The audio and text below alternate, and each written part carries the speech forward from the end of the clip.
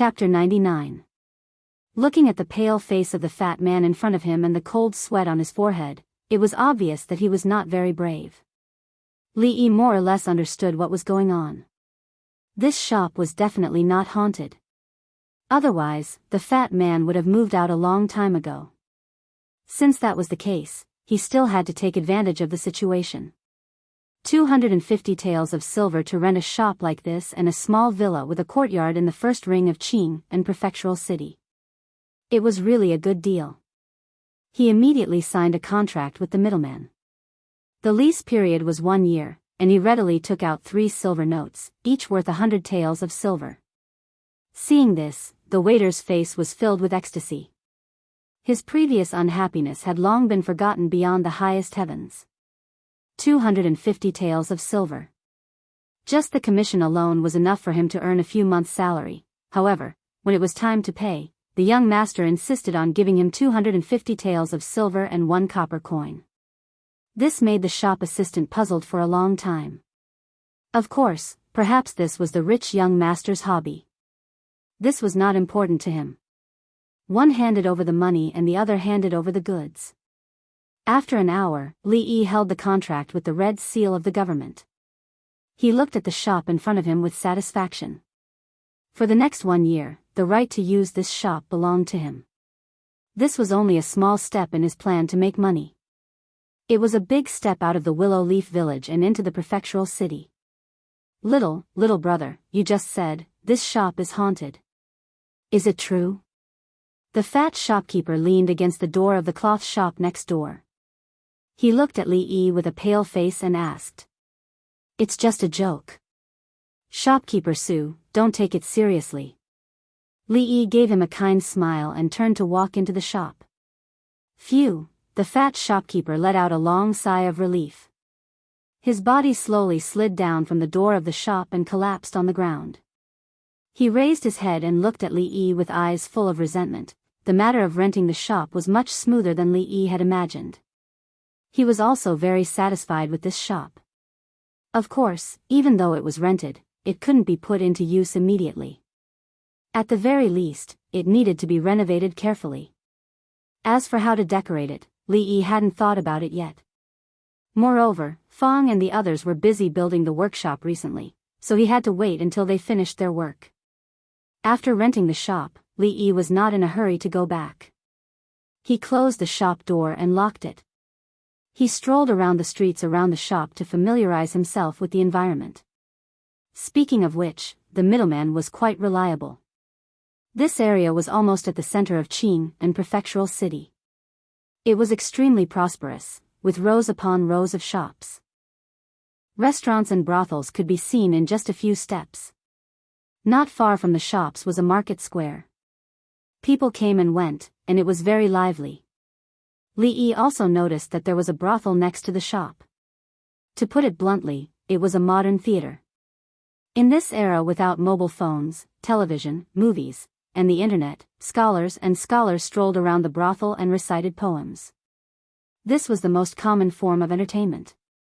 As for ordinary people, they could only listen to storytelling and plays. The brothel was the main performance venue for these entertainment programs. In the future, if he was bored, he could often go there to sit, drink a cup of tea, and listen to a few tunes to kill time. This was not a bad idea. Of course, the current him didn't have the leisure to do so. Brother Lu, look, isn't that the person from that day? When Li passed by a brothel, 3 young men happened to walk out. One of them raised his head and looked at the figure in front of him. His expression was startled, then he immediately pointed at him and said to the person beside him. Yes, Brother Lu, isn't that the person who insulted Fong Wen Tian and made Brother Lu lose face? The person beside him looked in the direction he was pointing and exclaimed. It's him. The man who was called Brother Lu looked at the young scholar who walked past them and his face couldn't help but turn gloomy. That day at the poetry meet, he had taken a liking to the other's servant girl. What could he do? The other was unwilling to exchange and completely disregarded him, the son of the county magistrate. Although with his vengeful personality, he would not let this matter go, there were so many people present that day. No matter how angry he was, he couldn't do anything. At the mid-autumn poetry meet, he heard that the person had written some good poems that even Shinzhao had to concede defeat. These days, the popularity of the person seemed to surpass Yang Yanzhou and become the #1 scholar in Qing'an Prefecture. He had a grudge against him, so naturally, he was extremely unhappy. Later, although he had investigated him, he didn't find anything. He guessed that the other had no background and wanted revenge. Unfortunately, he couldn't find the person. After a few days, he had almost forgotten about this matter. Who would have thought that he would run into him here today?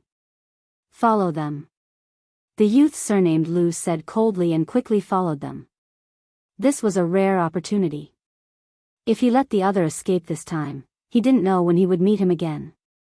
Although the safest method was to find some people first, there was clearly no time for that.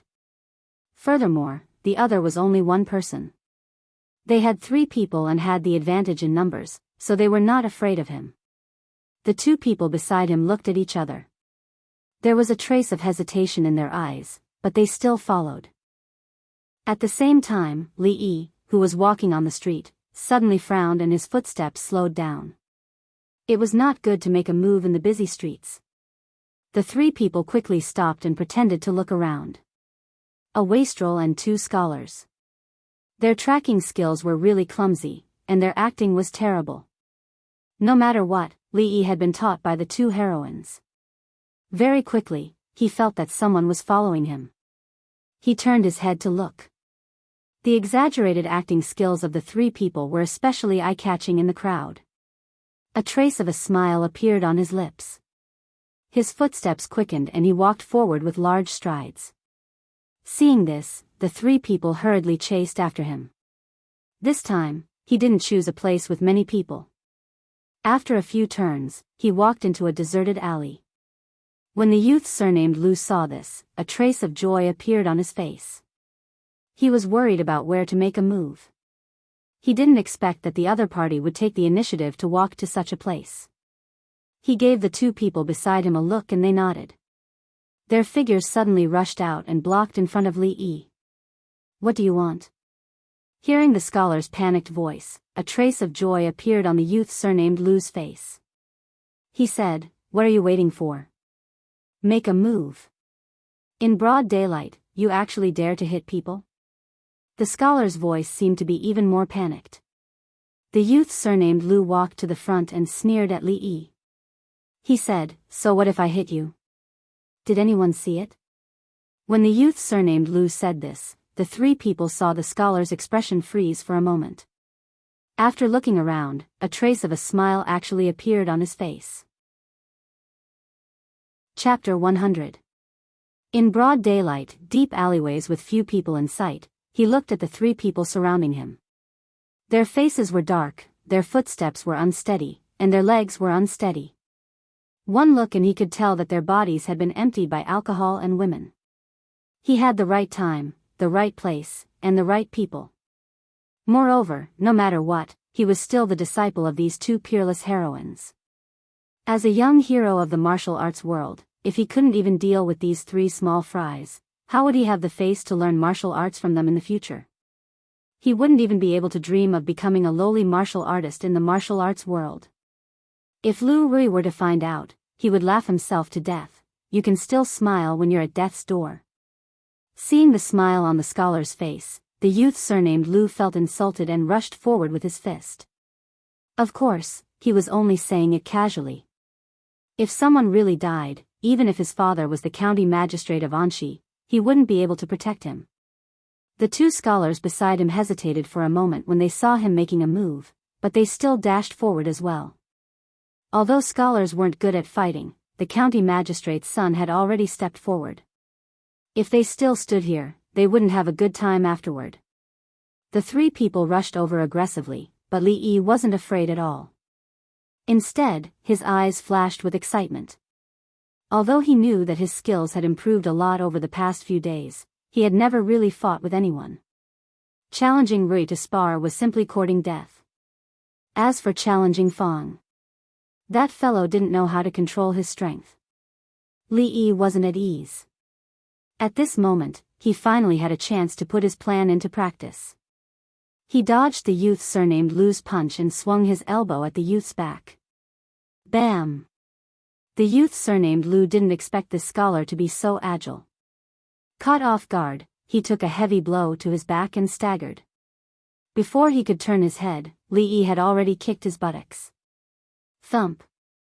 Although he didn't kick someone far away like Fong and the others, he still made him lose his balance and fall to the ground. At this moment, the two scholars had already rushed over. Li Yi turned his head and a smile appeared on his face. He faced them fearlessly. After a while. Don't come over. Including the youth surnamed Lu, the three with bruised and swollen faces looked at the scholar who was slowly walking towards them with a trembling voice.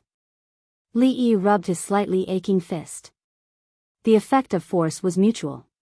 He was not like Lu Rui who had the protection of true qi. His fist was also aching after beating up these three guys. However, even though his fist was a little painful, his heart was filled with lofty sentiments as he looked at the three people in front of him. No wonder everyone said that he was a weak scholar. If the fighting strength of all the scholars in the world was so weak, then he alone could take on a group of them. The only troublesome thing was that the guy in the lead seemed to be the son of the county magistrate. It didn't seem good to beat him up. After all, Li Yi would probably have to stay in the prefecture for a long time in the future. It wasn't a wise thing to make enemies with this kind of person. However, since the enmity had already been formed, it was useless to regret it now. If there was no other way, he could only look for Li Xian and give him 2 poems to deceive little girls. Based on his character, he would probably agree immediately. Are you done fighting? Just as Li Yi was planning to do so, a faint voice came from behind him. The voice was crisp and pleasant to the ear. Li Yi turned his head and saw a woman leaning against the wall at the entrance of the alley. She was wearing the uniform of a constable and was looking at him with a teasing gaze. The woman was extremely beautiful with an exquisite figure and a valiant and heroic bearing. It was just that the uniform of a constable was a little out of place, causing Li Yi to feel a little uneasy. However, when he saw that it was only one person, and a woman at that, he finally felt relieved. I'm done fighting. Li Yi nodded and looked for an opportunity to escape. Since you're done fighting, follow me back to the yamen. The woman straightened her body and said calmly as she slowly walked toward him.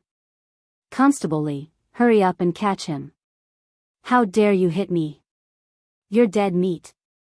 The appearance of the woman caused the fear on the young man's face to disappear instantly. He immediately pointed at her and said. At this moment, the way he looked at Li Yi became ferocious again. Once they reached the yamen, it would be his territory. Although his father had explicitly forbidden him from using his identity as the son of the county magistrate to bully others, none of the constables dared to disrespect him. Once they reached the yamen, all he needed to do was say the word, and this guy would be in for a beating. The woman walked in front of the three and said calmly, the 3 of you, follow me back. What? The young man was stunned and asked in disbelief, you want to catch us too? Fighting in the street, why don't you catch us? Looking at her expressionless words, the young man was stunned for a moment. Then, his face was filled with grief and indignation.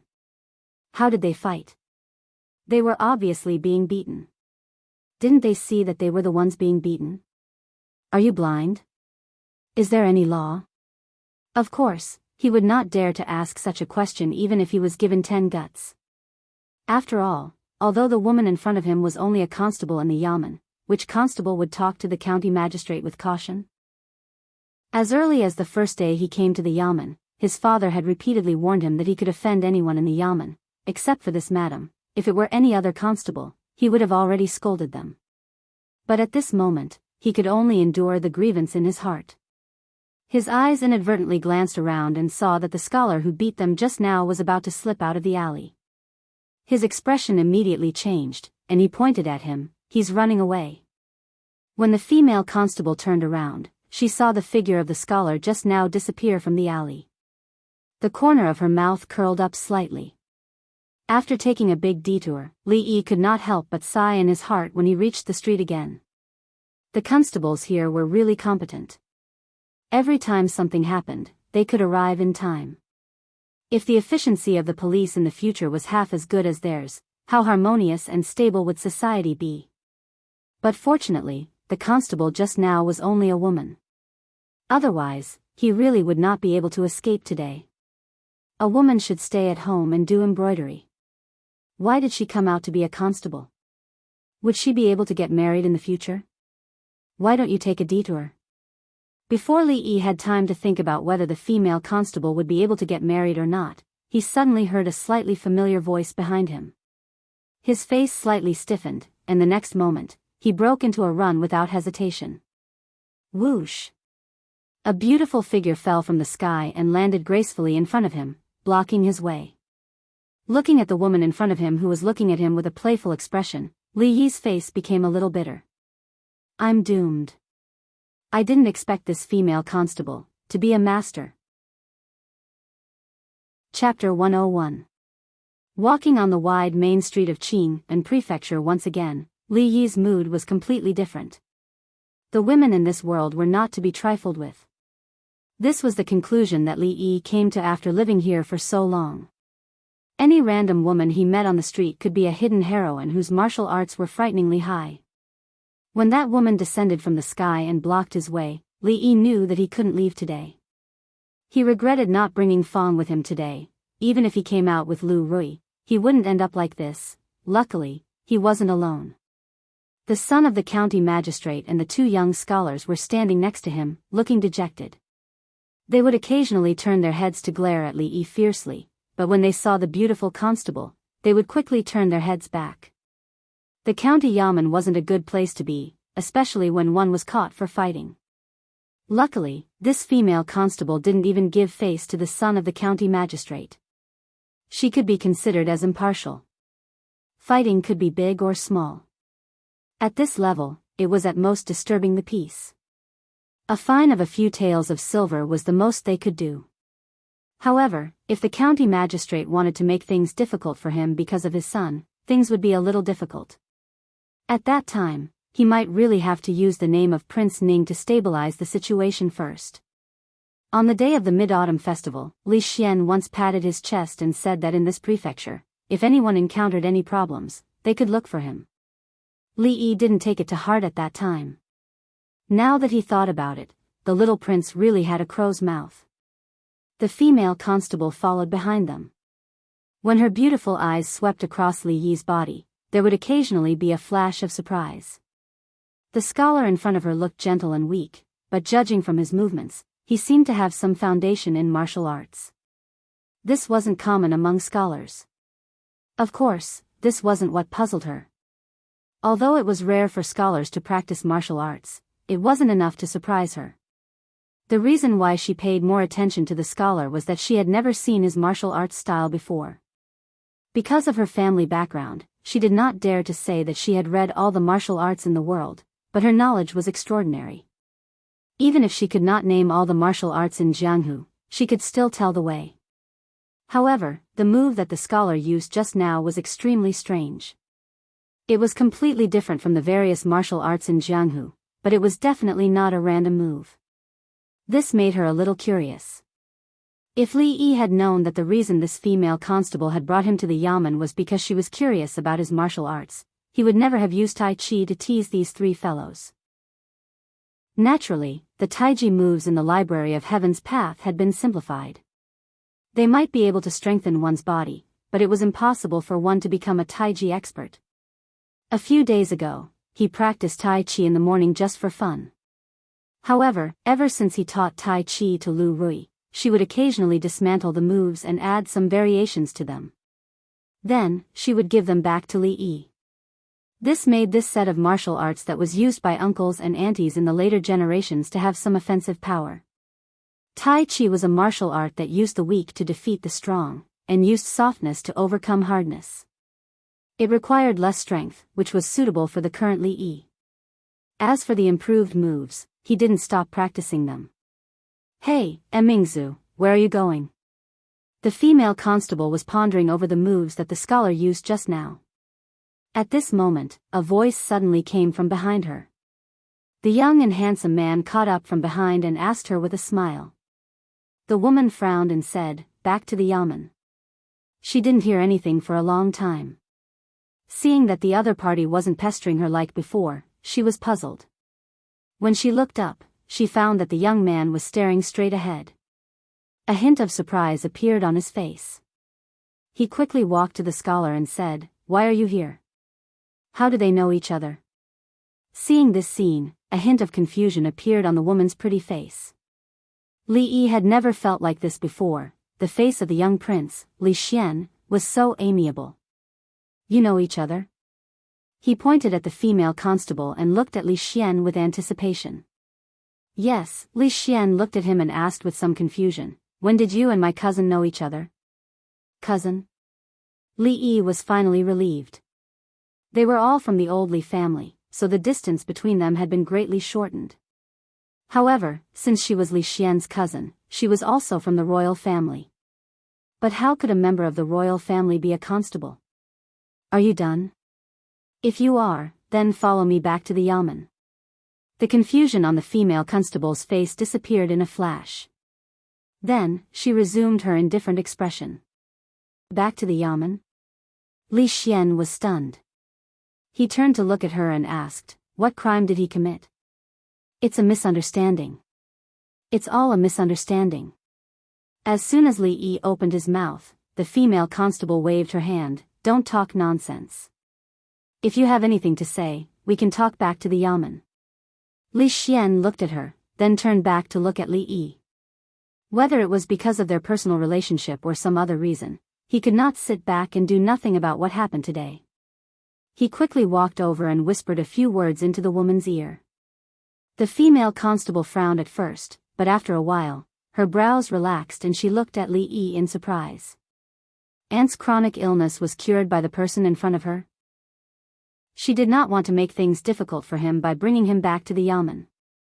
She could ignore Li Xian's reputation, but she still had to consider Uncle Wang's. As she pondered, there was a sudden commotion in the crowd in front of her.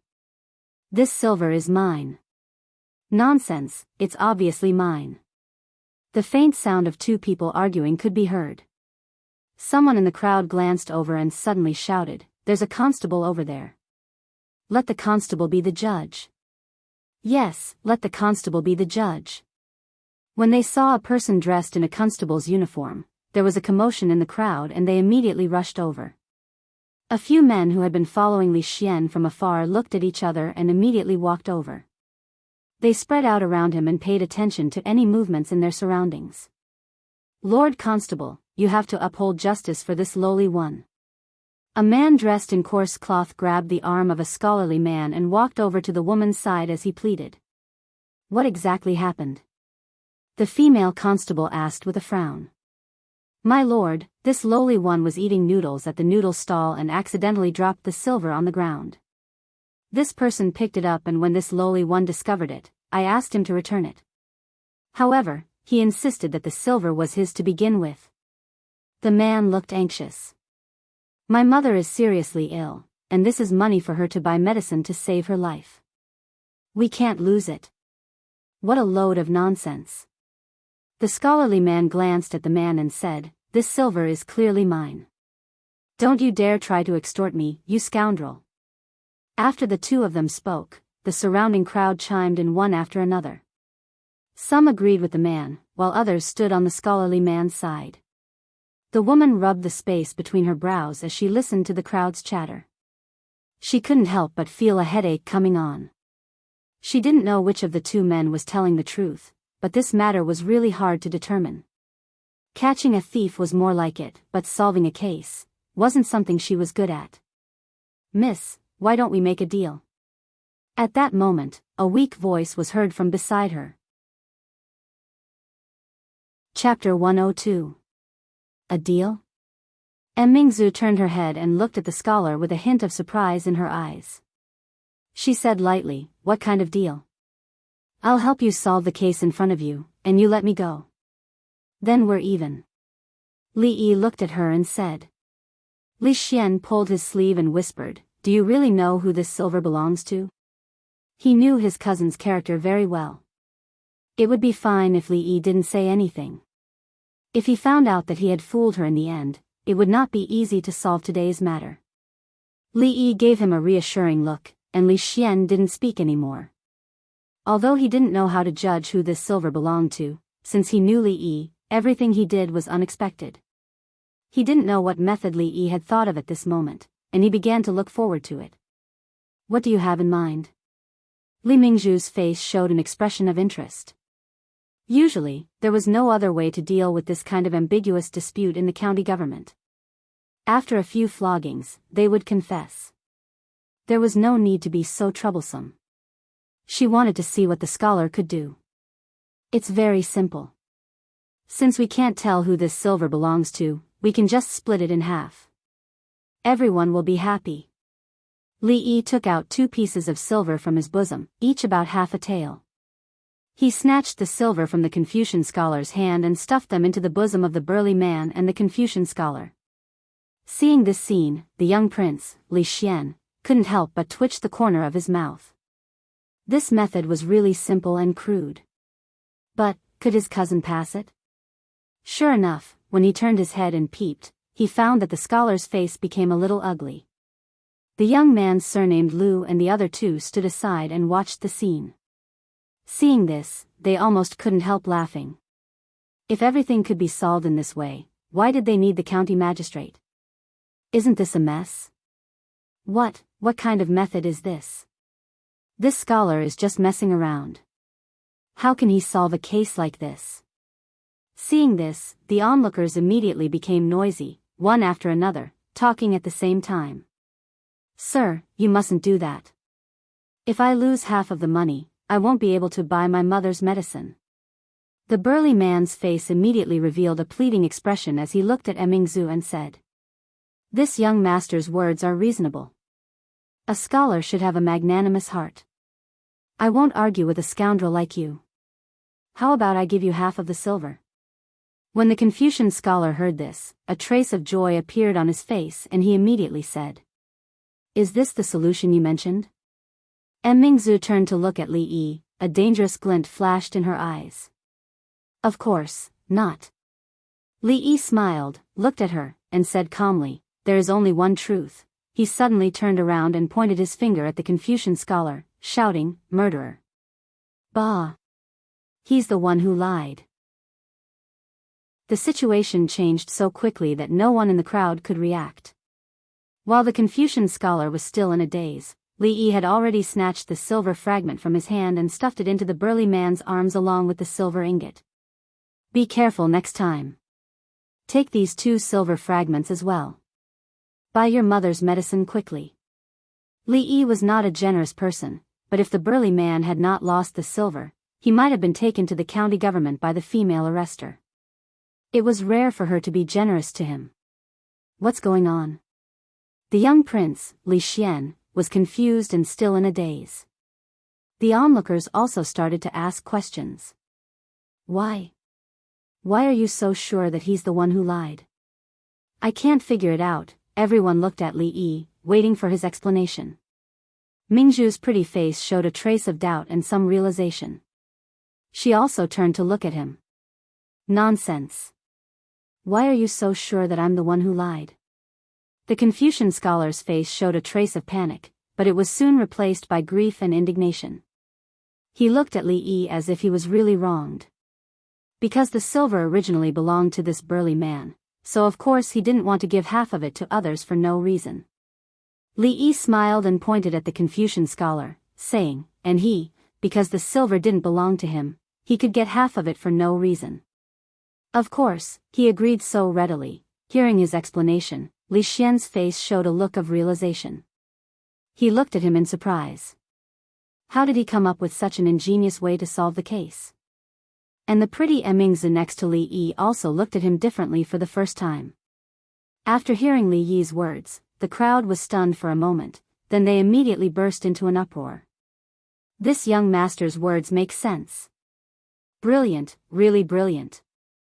I was almost cheated by this guy just now. I almost wronged this burly man. In an instant, the way everyone looked at Li Yi changed. Their gazes were filled with respect and admiration. When they turned to look at the Confucian scholar, their faces were filled with disdain. What a disgrace to a scholar! As a scholar, how could he do such a despicable thing? He even cheated his mother of money to save her life. Is he still human? Take him to the magistrate. At this moment, the Confucian scholar's face finally showed panic. When he raised his head to look at Li Yi, his heart was filled with grief and indignation. Trap, it was all a trap. So the other party had set a trap for him from the beginning, waiting for him to fall into it. But at this moment, he naturally couldn't admit it. With a wronged expression, he said loudly, "This is just your deduction. I didn't expect that my momentary kindness would be taken advantage of by a villain. I'm not convinced. I want to go to the county government, I want to see the county magistrate." Not convinced? Li Yi narrowed his eyes. Are you really not convinced? I'm not convinced. The Confucian scholar raised his head and looked at him with a trace of resentment in his eyes. Smack. Li Yi slapped his head. Are you convinced? The Confucian scholar didn't expect that this scholar would dare to hit him on the street. He was stunned. When he came to his senses, he pointed at him with a trembling finger. You, how dare you hit me? So what if I hit you? Li Yi frowned and slapped him again. Are you convinced? No. Are you convinced? Ouch. I'm not convinced even if you beat me to death. Seeing Li Yi slap the Confucian scholar's head again, the crowd was stunned on the spot. The corner of young Prince Li Xian's mouth twitched again. As for the young man with the surname Lu and the other two, they seemed to have thought of something bad, and their faces all darkened. On the other hand, the female constable crossed her arms and looked at the scene with interest. She didn't seem to want to stop it at all. Are you convinced? After countless slaps, even his hands were a little numb. The Confucian scholar finally couldn't take it anymore. Stop hitting me. I'm convinced, I'm convinced. I picked up the silver on the street. At this moment, the Confucian scholar only felt that his head was getting bigger and he was dizzy. With tears in his eyes, he said, I lost all my money in the gambling house this morning. When I passed by that man, I saw the silver fall from his arms, so I got the idea. Please, please stop hitting me. Seeing that the Confucian scholar finally admitted it, Li Yi let out a long sigh of relief and withdrew his hand. He straightened his body and looked at the female constable with a smile. Look, he admitted it. Chapter 103. Thank you, young master. Thank you for upholding justice for me. The man held the silver in his hand and bowed to Li Yi with a flushed face. When Li Yi proposed to split the silver, the man was still complaining about him. Now that he knew it was all part of Li Yi's plan, he felt very guilty. This young master was helping him, but he doubted him just now. He shouldn't have.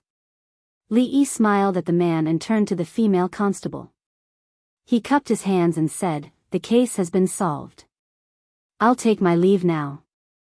Just as he was about to walk out of the crowd, he saw the woman suddenly reach out to grab him. Li Yi was startled. His feet curved in an arc. Just as the woman's hand was about to grab him, he used a push hand, causing her wrist to turn at an angle. Naturally, this grab missed. After personally experiencing this strange martial art, a look of astonishment appeared on the woman's face once again. You didn't keep your promise. Li Yi took the opportunity to take a step back and pointed at her angrily. When did I say that I would let you go? The woman looked at him and said indifferently. Just now, you. Li Yi only said a few words before he said nothing else. After thinking for a while, he realized that she really didn't say that. Boss, what happened? A few constables ran over from afar. When they saw the county magistrate's son standing there with a swollen face, they were shocked and turned to ask the woman. Bring them back to the yamen. The female constable pointed at the young man with the surname Lu and the other two. Then, she pointed at the Confucian scholar who was still standing at the side with his hands on his head. Immediately, the constables restrained them. Young master, I'm sorry. A constable walked to the young man with the surname Lu and said in a low voice. He put his hand on the young man's shoulder symbolically. Compared to the county magistrate's son, he was obviously more unwilling to provoke the female constable. Seeing that she didn't point at Li Yi, the young man with the surname Lu widened his eyes and said with great grief and indignation, "Where is he?" The female constable ignored him and said indifferently, "Take him away." Yes. Although the constables didn't know what happened, they still responded respectfully and escorted the few people to the yamen. This is not fair. You're condoning and shielding. Is there still any law? The voice of the youth surnamed Lu gradually faded away. The female constable glanced at Li Yi but didn't say anything else. She turned around and left in a carefree manner. He turned around and said to Li Xian, "Thank you very much for what you did today." Seeing that the powerful woman had left, Li Yi finally let out a sigh of relief. He turned around and cupped his hands towards Li Xian. He was a little impulsive today.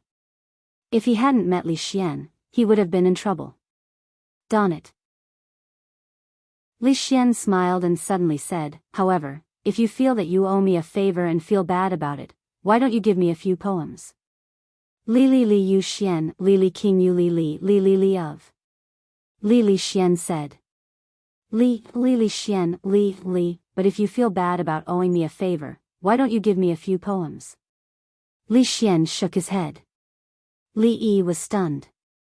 What do you mean by the Jing Kingdom's #1 scholar? The young prince, Li Xian, looked around. Seeing that the crowd hadn't dispersed, he said, "This isn't a good place to talk. Let's find a quiet place and talk while we drink." Hearing Li Xian's words, the expressions of the people scattered around him changed. After a while, in a restaurant in Qing and Prefecture, in a private room, Li Xian looked at Li Yi in surprise and asked, "You really don't know?" Li Yi drank a cup of tea to moisten his throat and replied, "I really don't know." He really didn't know when he became the #1 scholar of the Jing Kingdom that Li Xian mentioned. That, Immortal of the Magpie Bridge, was it really written by you? Li Xian asked again.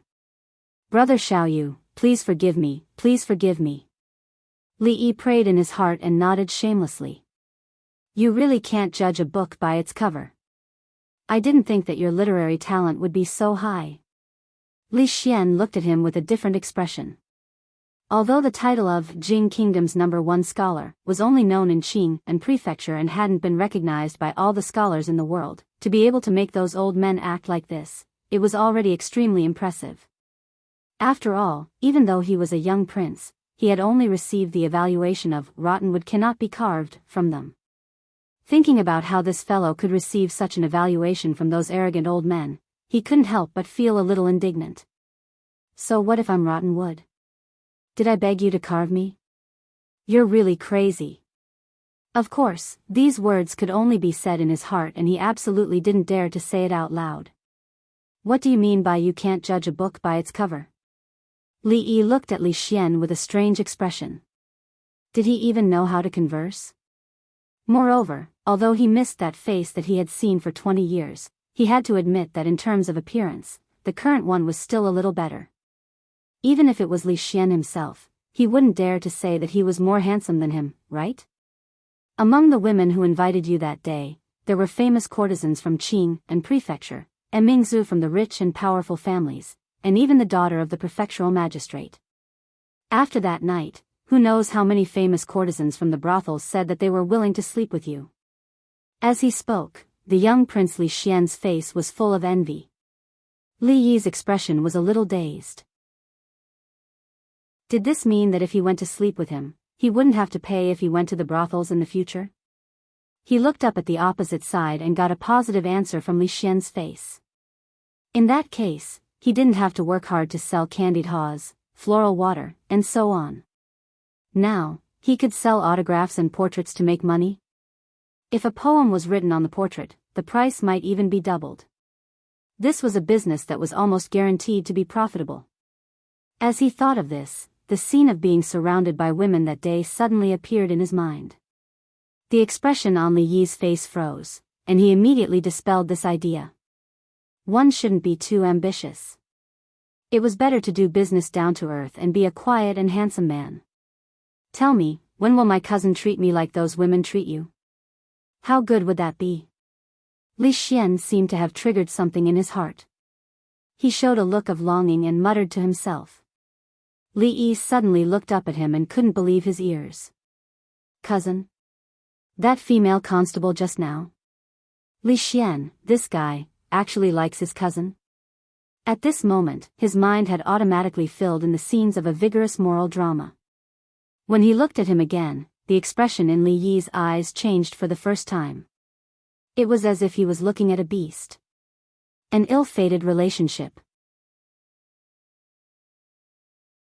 Chapter 104. A cousin marrying a younger cousin and a younger cousin marrying a younger cousin. If this had happened in the future, not only would the law not allow it, but even if they had such an idea, they would still have their legs broken by the parents of the two parties. But in today's era, it was a very normal thing. The saying, cousin and younger cousin are a match made in heaven, had existed since ancient times. The ancients, who did not have the concept of genes and heredity, thought this was adding family to family. Thus, such a twisted complex was created. After thinking through this matter, the strange look in Li Yi's eyes slowly disappeared. He let out a long sigh. Child, the fault is not on you, the fault is on this world. However, it seemed that in the ancient times of his original world, cousins could marry, but cousins could not. Although the people of that era were still lacking in scientific knowledge, the concept of ethics and morality was more profound than that of the later generations. Cousins were considered to be very closely related by blood, so they were definitely not allowed to get married. If anyone dared to have any ideas about their cousin, they would still have their legs broken. Could it be that the people of this world did not have such an understanding? When he became more familiar with Li Xian, he wanted to find a chance to remind him. If the two of them really did get married in the future and gave birth to an idiot or a child with some kind of birth defect, Li Yi would really feel apologetic. That's right, where do you live? Why can't so many people in Qing and Fu find you? Even the daughter of Magistrate Dong couldn't find you after using the power of the government. Li Xian looked at him and suddenly remembered something. He had been puzzled about this matter for a long time. That time, when he cured his mother's depression, Ning Wangfu had also sent people to search for him, but to no avail. There were quite a few people named Li Yi in the records of the government, but after investigating them one by one, they found that none of them were the person they were looking for. There was one person whose age and identity matched, but when they sent people to ask, they found that the scholar named Li Yi had lost his mind not long ago. After running out of the village, he had never returned. The villagers searched everywhere but to no avail. They had already reported him to the government and listed him as a missing person. Losing his mind, naturally, it wouldn't be him. He lives in a remote area outside the city. It's normal that he can't find him, Li Yi replied. Li Xian seemed to think of something and said, in a few days, it will be my mother's birthday. You should come with us. Last time you cured my mother's illness, the whole mansion has not properly thanked you. The people who would attend Wang Fei's birthday would definitely be people of status in Qing and prefectural city. Why would he go? Li Yi had originally wanted to find a reason to refuse, but after some thought, an idea suddenly popped into his mind. After a moment of hesitation, he still nodded his head. There are still some days before my mother's birthday. Tell me your address and I'll send someone to invite you. Forget it, we'll talk about this later. Li Xian waved his hand and looked at him with an expectant expression. He said, let's talk about how many poems you are going to give me. Clearly, this was still on Li Xian's mind. Are you so sure that your cousin likes things like poems? Li Yi sighed and looked at him as he asked. He always thought that his emotional intelligence was low enough. He didn't think that there would be a weirdo whose emotional intelligence was even lower than his. These women, don't they all like poems? Li Xian raised his head to look at him and asked with a stunned expression. Those so-called scholars in Qing and prefectural city often used a few poems to trick the hearts of those women. Wasn't it because they all liked this kind of style? Putting aside the distant, once the immortals of the Magpie Bridge and Shuidiao Getu appeared, who knew how many women in Qing and prefectural city secretly admired Li Yi. Didn't this mean something? Li Yi looked at him like he was looking at an idiot. You've known her for so long, have you ever seen her talk about poems in front of you? The expression on Li Xian's face froze. After thinking for a moment, he shook his head and said, I don't think so. The women of the world all have different appearances and different personalities. How can they be lumped together? They are actually the same as men. There are those who revere literature and those who revere martial arts. Which type do you think she is? Although Li Yi had only met the female bailiff once, he had some understanding of her personality. Her martial arts were so high that she was probably the same type Rui and Rui. Those who revere martial arts usually look down on scholars who didn't even have the strength to truss a chicken. She was far from those young ladies of noble families who could win their hearts with just a few words of romance. On the other side, after hearing Li Yi's words, Li Xian's expression had become serious. He seemed to have sunk into deep thought. Li Yi stood up and patted his shoulder. When pursuing a woman, you can't be too hasty. First, you need to understand her likes and dislikes. Acting rashly will only produce the opposite of the desired result. As the words left his mouth, he felt that something was amiss. Was he teaching Li Xian how to woo a woman? Woo his cousin? In that case, he was actually helping him, in his sin. At this moment, Li Xian's face revealed a look of realization. When he looked at Li Yi again, his expression had changed considerably. He cupped his hands and said, listening to a wise man's words is better than reading books for 10 years. You are the true expert in this field. I should have known that you would be able to conquer such a beautiful wife's younger sister. Admirable, admirable. Li Yi's expression darkened again. He felt that he could no longer continue the conversation with this fellow. After the conversation, Li Xian was no longer concerned about how many poems Li Yi should give him in return for his kindness. He turned his attention to something else. Before they parted, he once again reminded Li Yi that the next time they met, they must have a good conversation. What was the matter with the psychology of women and 36 ways to woo a woman that Li Yi had mentioned? The address that Li Yi left behind was not the Willow Leaf Stockade. At that time, the shops in the prefectural city would probably be open for business. He could go there directly to find him. As for the fact that Li Yi had opened a shop in Qing and prefecture, Li Xian was still somewhat surprised. Scholars, farmers, merchants had low status. Generally speaking, scholars were disdainful of doing business, thinking that it would lower their status. Many high officials and nobles were like Ning Wangfu. Although they also had business outside, they would never stand in the open and cooperate with those merchants. They would leave the public matters to them. However, he knew Li Yi's way of doing things. He had never been able to figure out Li Yi's way of doing things. He didn't seem like an orthodox scholar at all. If not for that, Li Xian might not have been interested in him in the first place. Of course, as for the Rui Du that he had never heard of, Li Xian also had a strong curiosity in his heart. That strange painting in sugar-coated hawes, the things that he made were always unusual. He didn't know what the Rui Du was. When the time came, he must see it. Chapter 105. The shop in the prefectural city was about to open, and Li Yi planned to be the boss himself. After all, although the village was quiet and peaceful, it was perfect for retirement. However, he had not saved enough for retirement yet, so he had to work hard for a few more days. Of course, living in the village for too long would be boring. The prefectural city was bustling, and it was far more interesting than staying here. However, this reason was not as important as the previous one. As such, he naturally had to put aside the matter of the school. With his current influence in the village, he could already make decisions for such a small matter. Most of the direct descendants of the Liu family relied on him to make money, so they naturally had no objections. Miss Qin, I'll have to trouble you to take care of these children in the future, said Li Yi as he cupped his hands and bowed to a seemingly weak young girl at the entrance of the school. The young girl's surname was Qin, and her first name was Qing. She looked a little delicate, and her body exuded a faint scholarly aura. Qin Qing's grandfather was Mr. Qin. Before Li Yi came here, he was the one who taught in the school.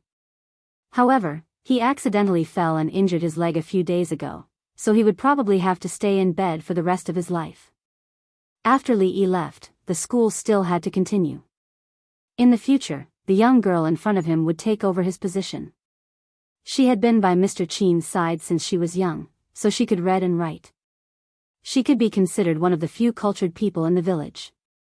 Of course, there were still many people in the village who had doubts about how a woman could become a teacher.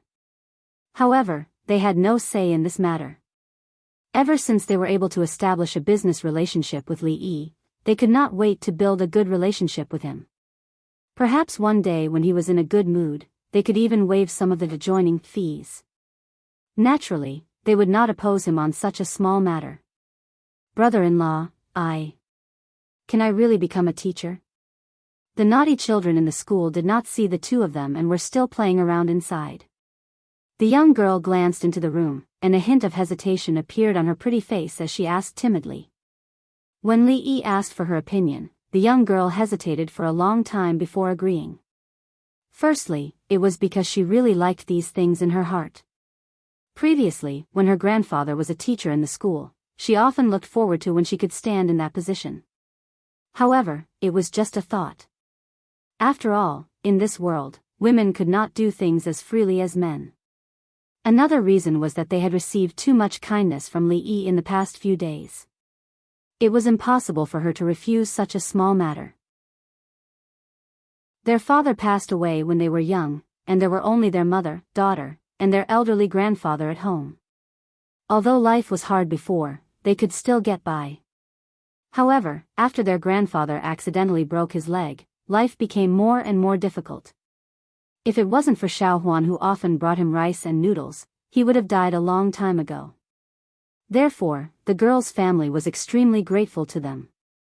Don't worry. It's just teaching them a few words every day. It's not that difficult. Li Yi smiled.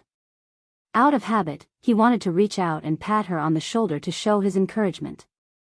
Halfway through, he realized that it was not appropriate. He retracted his hand and pointed to the inside of the school.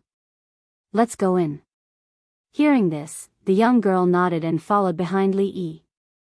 After the two of them walked into the school, the originally unusually noisy naughty children immediately quieted down and obediently returned to their seats.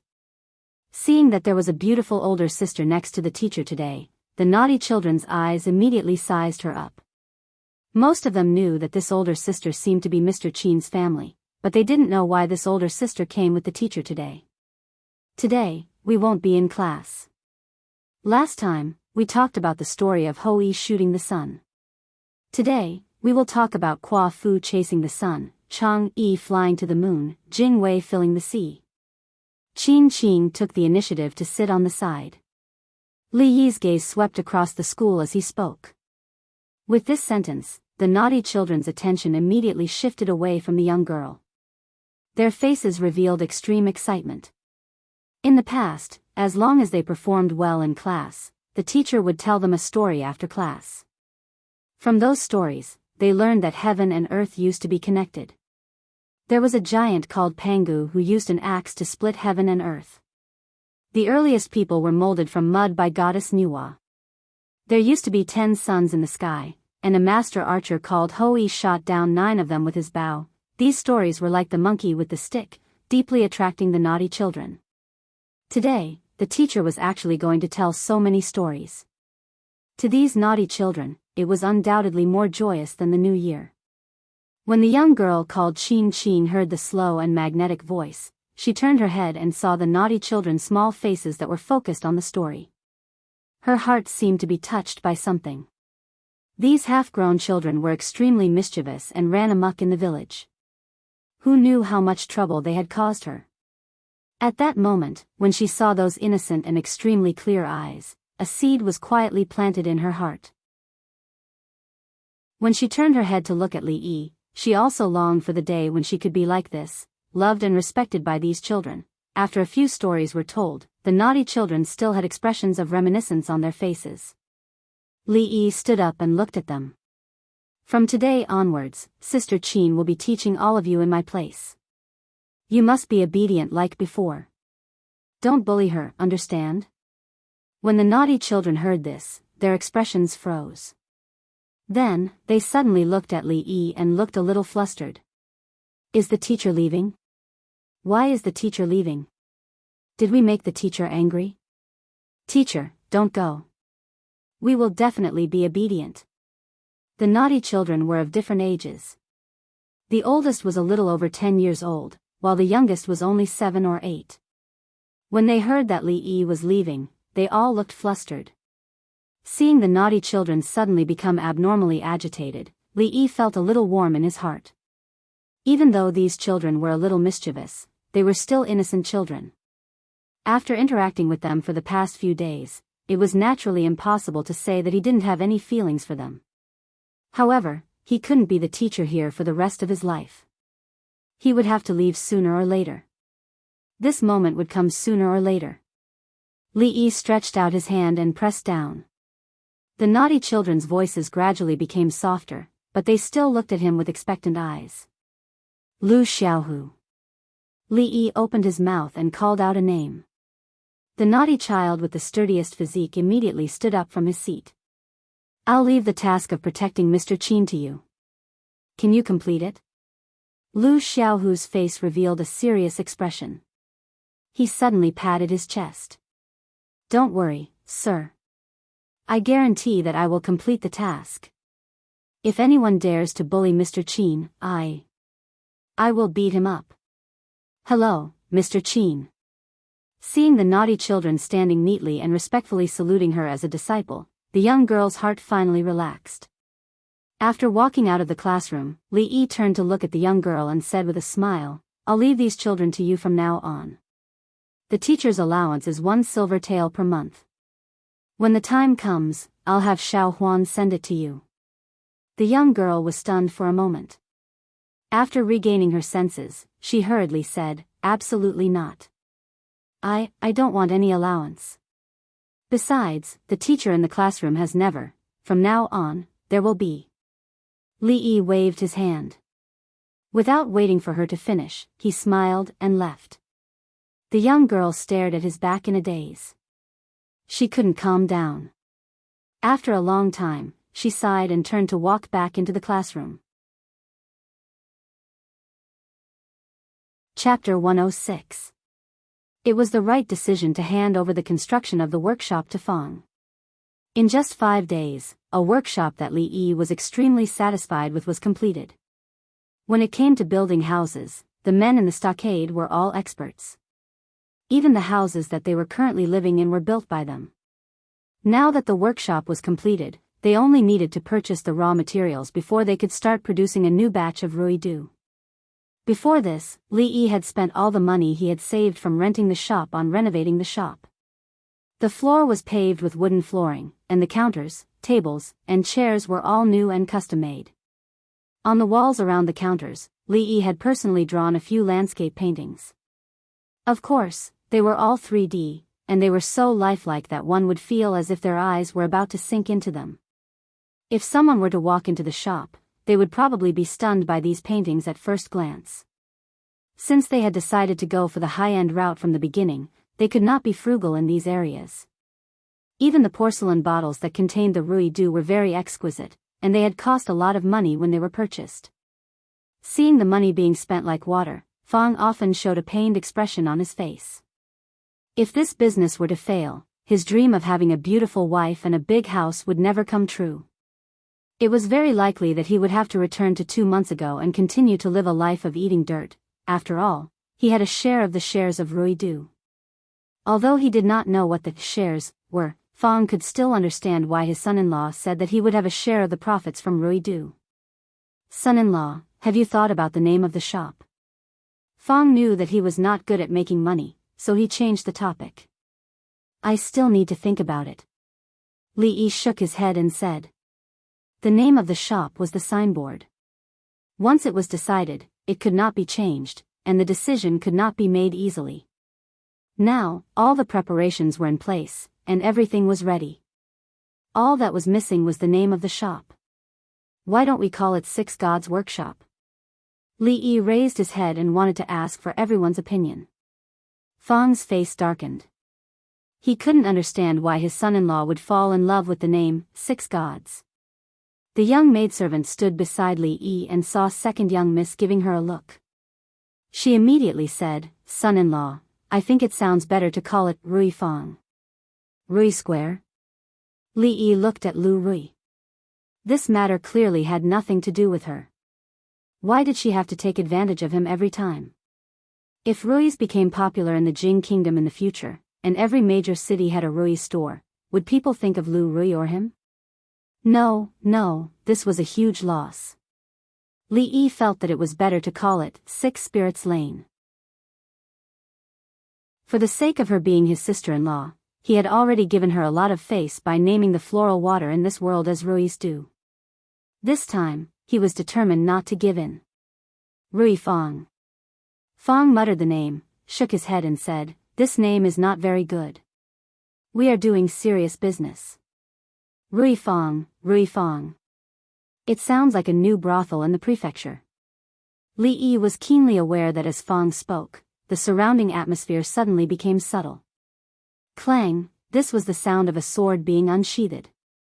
Feeling the two cold eyes behind him, Fang couldn't help but shiver, and cold sweat rolled down his forehead. It was only at this moment that he realized why he had a bad feeling when he spoke just now. He straightened his chest, and his expression became solemn.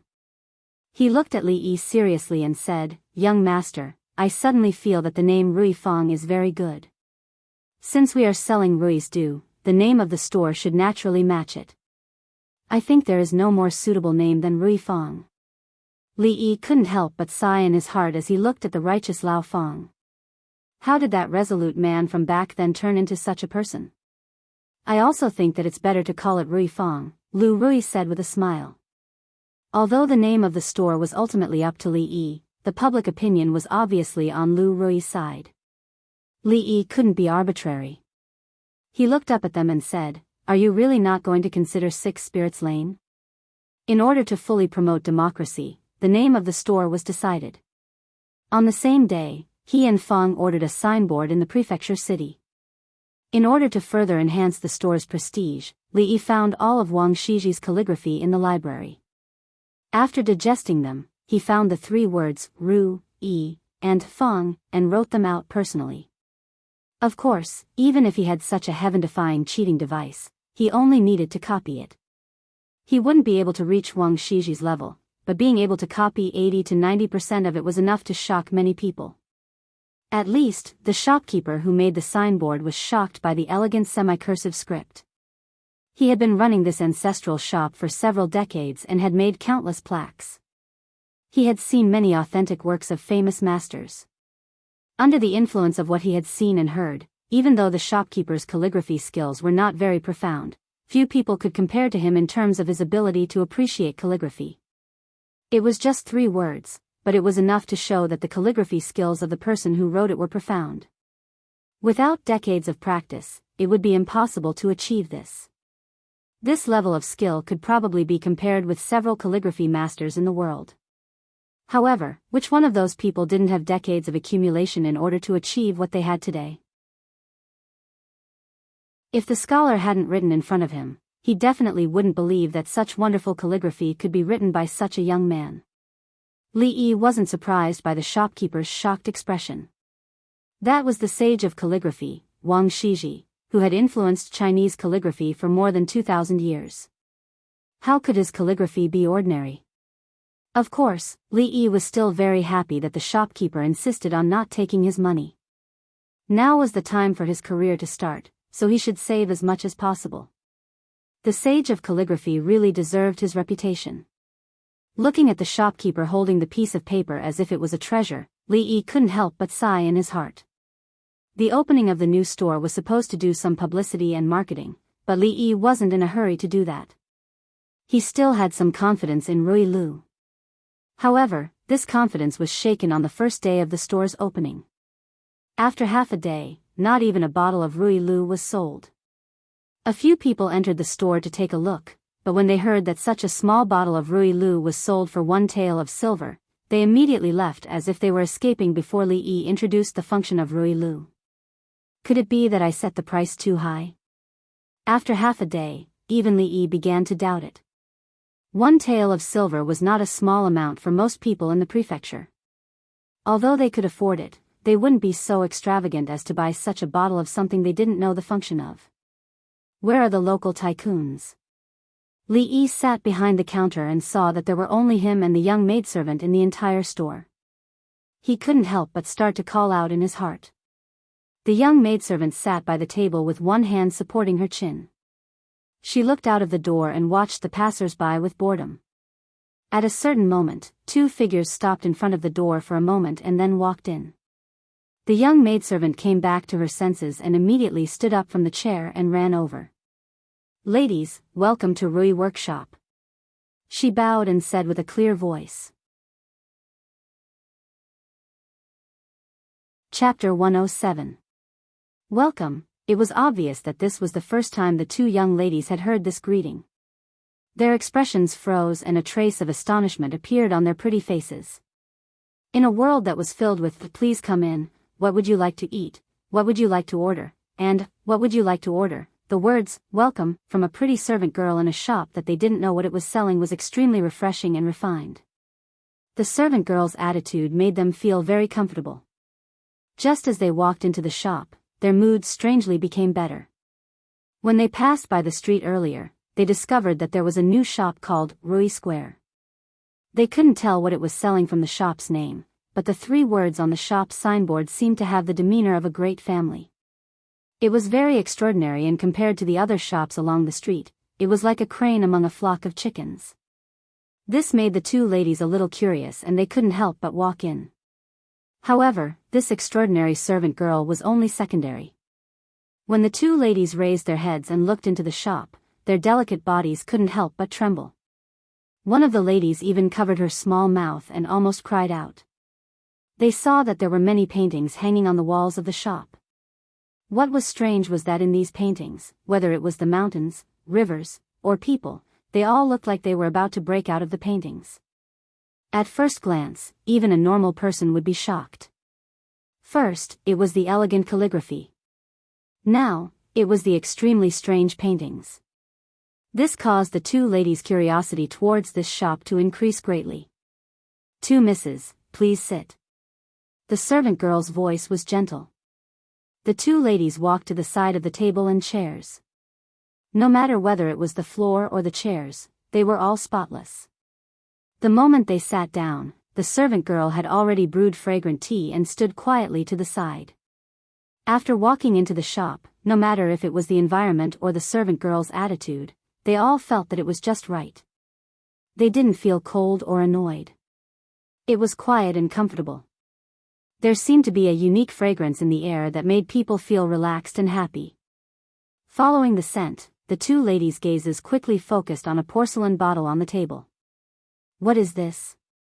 Confusion appeared in the eyes of the 2 women as they looked at the servant girl. "This item is called Rui Du. It's our shop's newest product. It has the effect of cooling, refreshing, repelling mosquitoes, and relieving itching." A voice came from behind. The 2 girls turned around and saw a handsome young man walking out from behind the counter. He looked at them and said with a smile, "This young master is so handsome." Seeing the handsome young master with a jade-like face, the 2 women blushed slightly and thought to themselves, "May I ask, young master, how do I use this Rui Du?" She didn't expect the shopkeeper to be such a handsome young master. A woman stood up and said with a faint smile. Li Yi opened the porcelain bottle on the table and introduced it to them. "When bathing or washing clothes, put a few drops of Rui Du in it. It can cool down in summer and relieve itching in autumn. In addition, when washing every day, if you put a few drops of Rui Du in the water, it can also reduce the possibility of getting sick." The greatest effect of floral water was actually not repelling mosquitoes, but its sterilization function. It was just that the ancients did not have the concept of bacteria, and their awareness of hygiene was far from comparable with modern times. Li Yi could only change to a popular explanation.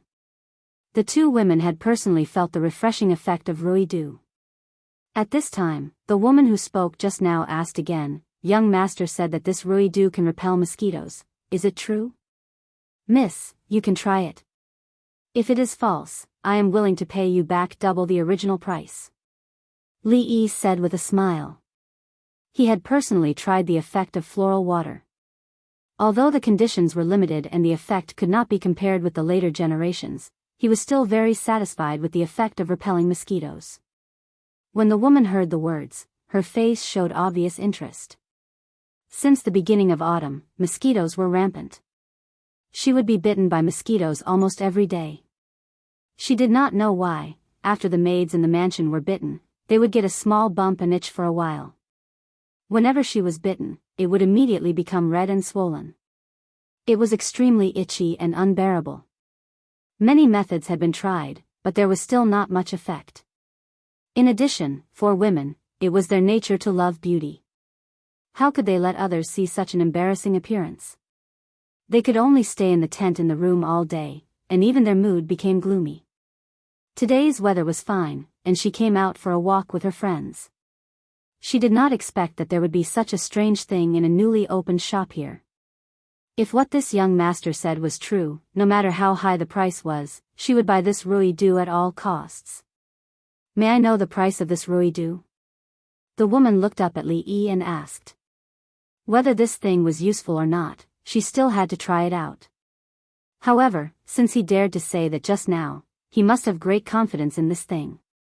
1 tael of silver for each bottle. Li Yi had been observing this woman. Looking at her clothing, she seemed to be a young lady from a rich family. She shouldn't be scared away by this price, right? 1 tael of silver? The woman's expression froze when she heard this, as if she did not dare to believe it. This kind of strange thing was actually only selling for 1 tael of silver?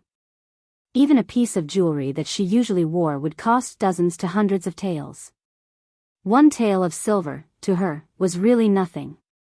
Seeing the shocked expression on her face, Li Yi thought that she was scared by the price. After thinking for a moment, he clenched his teeth and said, "Miss, you are the first customer since the opening of this shop.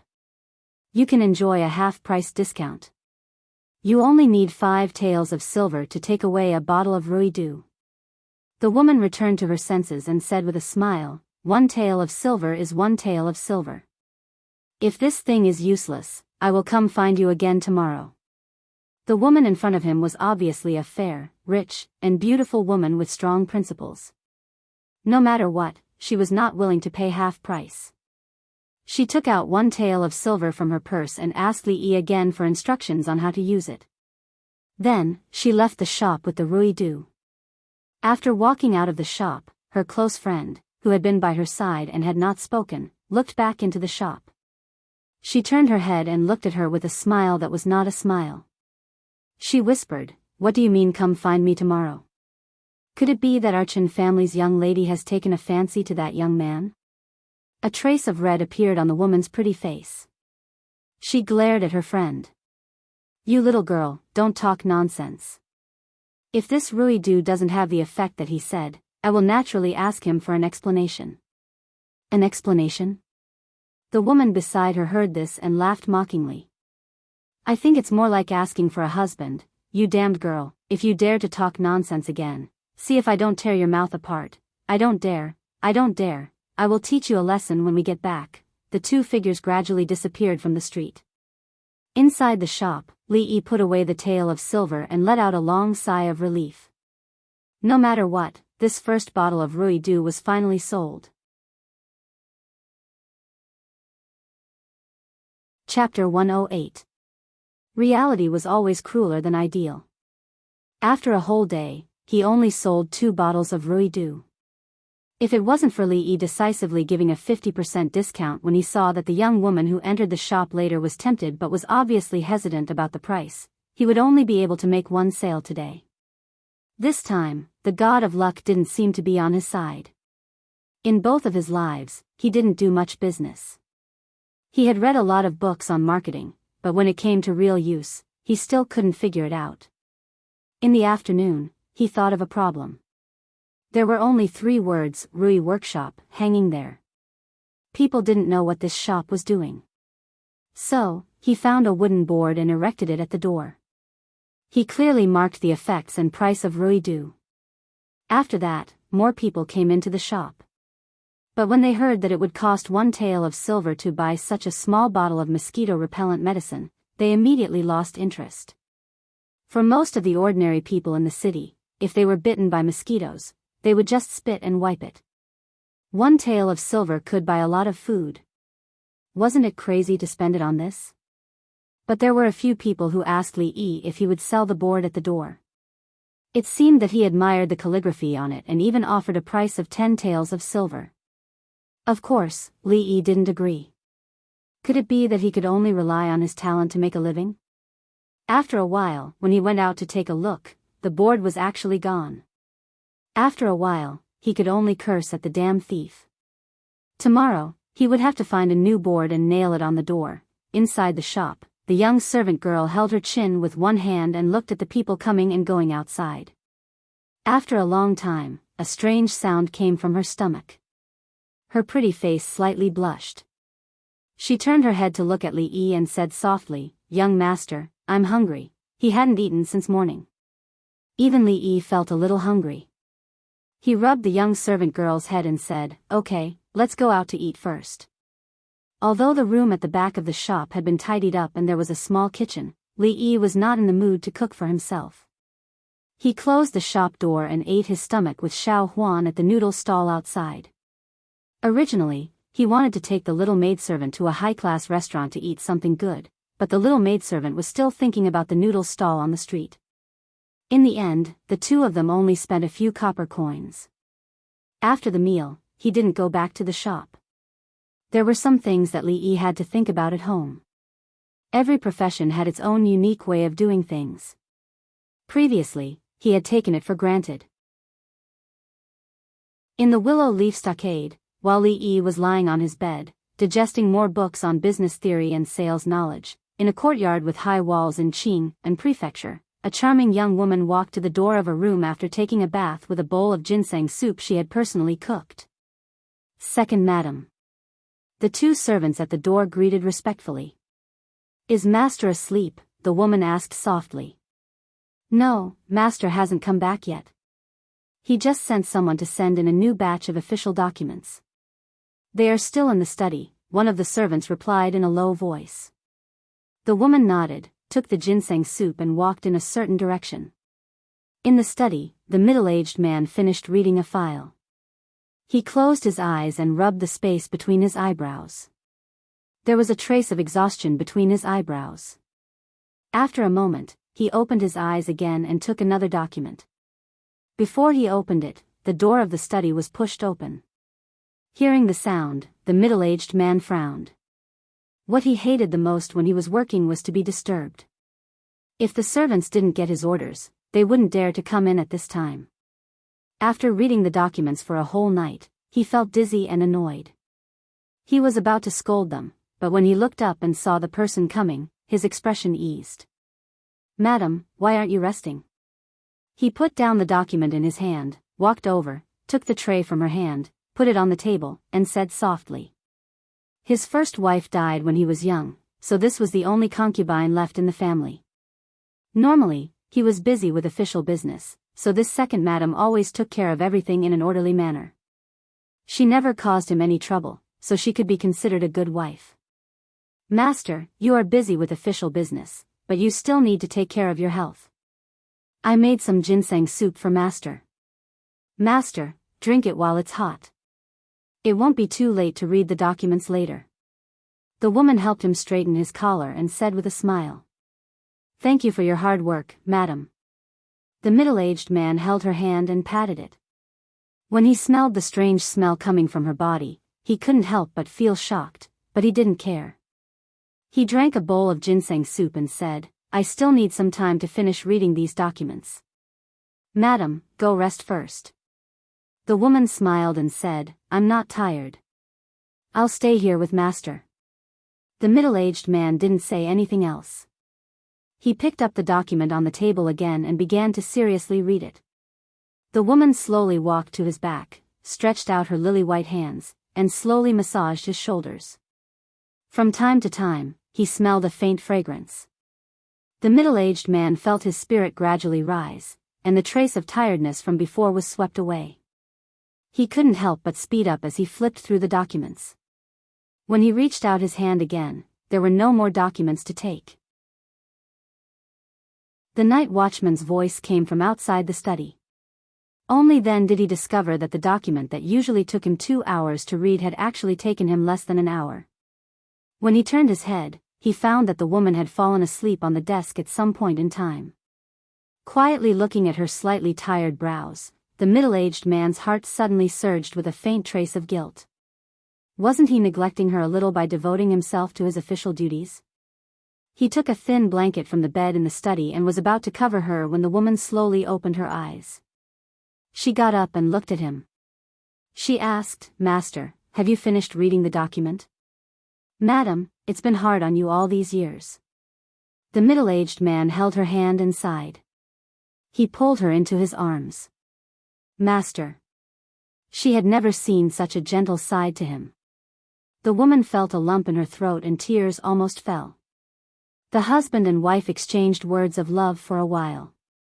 The woman lay in the middle-aged man's arms and felt some changes in his body. Her pretty face suddenly became red. She said in a small voice, "Master, this is the study." A moment later, the middle-aged man held the woman in his arms behind the curtains of the study. He took a whiff of her scent and asked doubtfully, "What other perfume did Madam use tonight?" "After smelling it, your husband felt exceptionally spirited. Even the speed at which I dealt with the documents has increased." "Fragrance?" The woman was lying in his arms with a satisfied expression. She was stunned when she heard this. She said, "I didn't use any fragrance." Before she finished speaking, she suddenly remembered that when she was bathing at night, she had dropped a few drops of the Rui dew that she had bought on the street into the bathtub. Could it be because of this? Yes, that handsome shopkeeper seemed to have said that this Rui dew had the effect of refreshing the mind. Could it be that the master's unprecedented interest tonight was also because of this Rui dew? Chapter 109. For this woman, other than being able to refresh her mind, it was no longer important whether or not this Rui dew had the effect that she thought it had. Tonight, her master was in a great mood. It was rare for him to say so many intimate words to her. In an instant, she thought back to 10 years ago when he had just become a jeansher. However, because he was born into a poor family, he did not have any background. He could only become a small county magistrate in a remote place. Although his days were hard, his family was happy and harmonious. After experiencing 10 years of hard work in his official career, he was no longer a small 7th-ranked official. However, he was even busier in his work. Before today, her master had not touched her for several months. Tonight's happiness was completely beyond her expectations. The scholar did not seem to have explained the full effect of this Rui dew. The hidden effect was what she was most satisfied with. She only thought that tomorrow, she would definitely buy more Rui dew. Other than the effect, it would be of great help to her master's work. Temporarily putting aside this thought, a trace of red crept up her cheeks and she took the initiative to greet him. The room was filled with love, causing the servant girl standing at the door of the study to blush. The next morning, when the woman walked out of the study, her face was abnormally rosy and she looked much younger. The servant girl in the courtyard secretly looked at the woman. Thinking about the voice she heard at the door last night, a trace of red appeared on her pretty face again. "Xing, Tao, come over." The woman waved her hand and the 2 pretty servant girls in the courtyard immediately trotted over. "What instructions does Madam have?" The beautiful woman opened her mouth and said, "The 2 of you, go to the accounts room and take 20 taels of silver.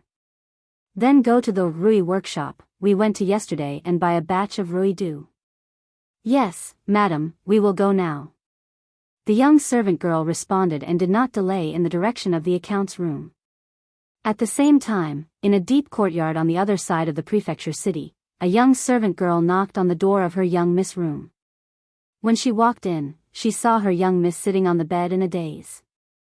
Somewhat puzzled, she asked, "Young miss, what's wrong?" The woman returned to her senses and said, Go to the street and find a shop called Rui Workshop and buy some Rui Do." "Young miss, what is Rui Do?" This was the first time the young servant girl had heard of this name, and a puzzled expression appeared on her face. "When you find that shop, you will naturally know." The woman got up from the bed and pointed at the toiletries in the hands of the young maidservant. She ordered, "Put those things down. The shop is in the East Market. It's next to the cloth shop that we went to a few days ago." "Yes, young miss, I will go immediately." Watching the young servant girl leave the room, the woman's eyes moved to a small porcelain bottle on the cabinet in front of the bed. A trace of joy appeared on her pretty face. Last night, she listened to the handsome young master's words, and when she took a bath, she dripped some of the Rui Do in. She did not know if she dripped too much, but she could not fall asleep when she lay on the bed. She simply got up and read a book. Later, she did not know when she fell asleep and forgot to open the curtain. If it was in the past, she would definitely be bitten by the autumn mosquitoes and suffer some pain. She did not expect that when she woke up this morning, her body would be fine. There were no signs of mosquito bites. At this moment, she naturally knew in her heart that the handsome young master from yesterday did not lie to her. The first thing she did when she woke up in the morning was to ask her personal servant girl to go to the auspicious Luck Lane and buy more auspicious dew. Even if she could not use it herself, it was not a bad idea to give it to her sisters. After the young servant girl left the mansion, she walked to the East Market in less than a quarter of an hour. She found the cloth shop that she had visited with the young miss a few days ago. When she looked at the side of the cloth shop, she finally saw the signboard that said Rui Workshop. A trace of joy appeared on her pretty face. Just as she was about to walk over, she suddenly stopped. The door of the shop was closed. Two young girls of the same age as her were standing at the door of the shop. They had a worried look on their faces and were whispering to each other. "Why is it not open today? How are we going to explain this to the madam? There is nothing we can do. It is not our fault that the shop is closed. The madam will not blame us. Let's wait for another hour. If the shop is still not open, we will go back." As the young servant girl listened to their conversation, she could not help but feel curious. Could it be that she was not the only one who came to buy that Rui Do early in the morning? She wanted to see what this Rui Do was. The young servant girl thought to herself. She looked at the sky and the gradually bustling market. She could not help but mutter a few words. The shopkeeper of this shop is really lazy. The sun is already shining on his buttocks, but he still doesn't open for business. He will definitely not make any money. Ladies, are you here to buy cloth? The fat shopkeeper of the cloth shop next door asked eagerly when he saw the three young girls standing outside the door. "We are not here to buy cloth. Uncle, do you know when this Rui Workshop will open?" One of the young girls looked at him and asked.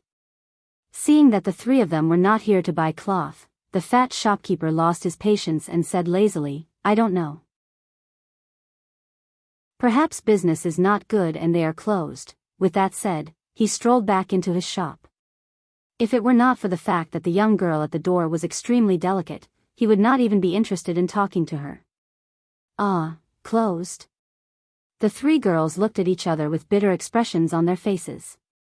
Inside the cloth shop, the shopkeeper sat lazily on a wooden armchair.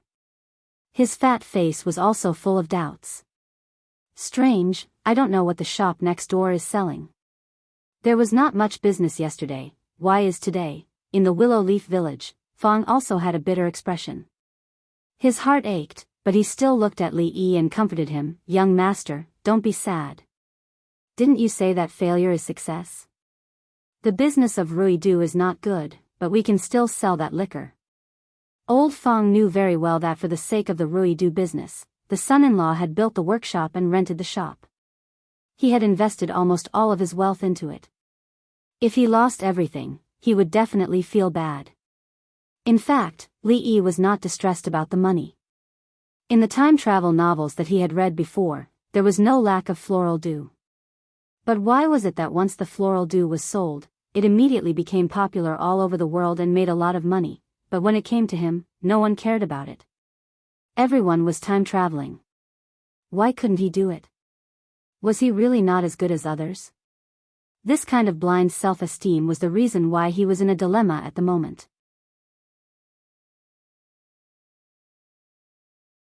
Chapter 110. No matter what, he had spent a lot of effort on the rui nectar. Unless it was absolutely necessary, Li Yi would not give up easily. Last night, he had already thought of a few marketing strategies. If it didn't work, he could find a few shills and create hype. Of course, whether these methods would work or not, he would only know after trying it out. After breakfast, he went down the mountain and returned to the prefecture city. This time, he didn't let Xiao Huan follow. However, Fang was worried and had to follow to take a look. He didn't know what the situation was like in the shop, so he didn't feel at ease staying in the stockade. At the entrance of the Rui workshop, there were only 2 young maidservants left. After waiting for more than an hour, the young maidservant lost her patience. Looks like the shop won't be open in the morning.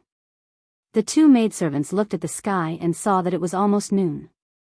They shook their heads and said, although they couldn't buy the Rui nectar and couldn't report back, it wasn't their fault that the shop wasn't open. They would come back tomorrow. The 2 of them came to an agreement and were about to leave when they saw a familiar figure walking towards them from the other side of the street. Isn't that the shopkeeper we saw yesterday? One of the maidservants said in surprise. Yes, that's the young master. The other young maidservant immediately said. Yesterday, when they accompanied their madam to buy rouge and face powder on the streets, they accidentally discovered a newly opened shop. Out of curiosity, they walked in. The 2 maidservants didn't have a deep impression of this shop, but the handsome shopkeeper in the shop made them remember him. Since this young master had arrived, the prosperity lane should be open for business soon. The 2 servant girls felt a trace of joy in their hearts. They were glad that they did not leave too early. Li Yi didn't notice the 2 young maidservants at the entrance of the shop. He was thinking about something else. When he opened the door and saw the 2 young maidservants walking in behind him, he finally realized something. These 2 young maidservants were here to buy the Rui nectar. One of the young maidservants looked up at him and said in a clear voice. Fang, who was following behind, walked into the shop and saw the scene in front of him. His expression was a little stunned. Didn't the young master say that the business of the Rui nectar wasn't good and no one bought it? What was going on? These 2 maidservants seemed to have been waiting at the entrance for a long time. They were actually here to buy the Rui nectar? Li Yi just realized that the 2 maidservants in front of him looked a little familiar. After some thought, he remembered that the woman who bought the Rui nectar yesterday had 2 maidservants with her. Weren't they the 2 in front of him? It was gratifying to have a repeat customer on the second day of the shop's opening. At the very least, it meant that the problem did not lie with the Rui Du. It was just his sales method that was wrong. Li Yi took a porcelain bottle from the shelf and handed it over. The young maidservant shook her head when she saw this. She took out 2 ingots of silver and placed them on the counter. She said, there are 20 taels of silver here. Use it all to buy the Rui nectar. Fang stood at the side and stared blankly at the 2 rich and overbearing maidservants. He couldn't wrap his head around the situation. It hadn't been long since the shop opened and there were already 20 taels of silver in the account. If this was considered bad business, then what was considered good business? Even Li Yi didn't expect that the 2 young maidservants would ask for so much. The first batch of Rui nectar looked like there were only 20 or so bottles. There had to be a few bottles left at home. After selling 2 bottles yesterday, there were only about 20 bottles left in the shop. However, he certainly wouldn't refuse to earn money.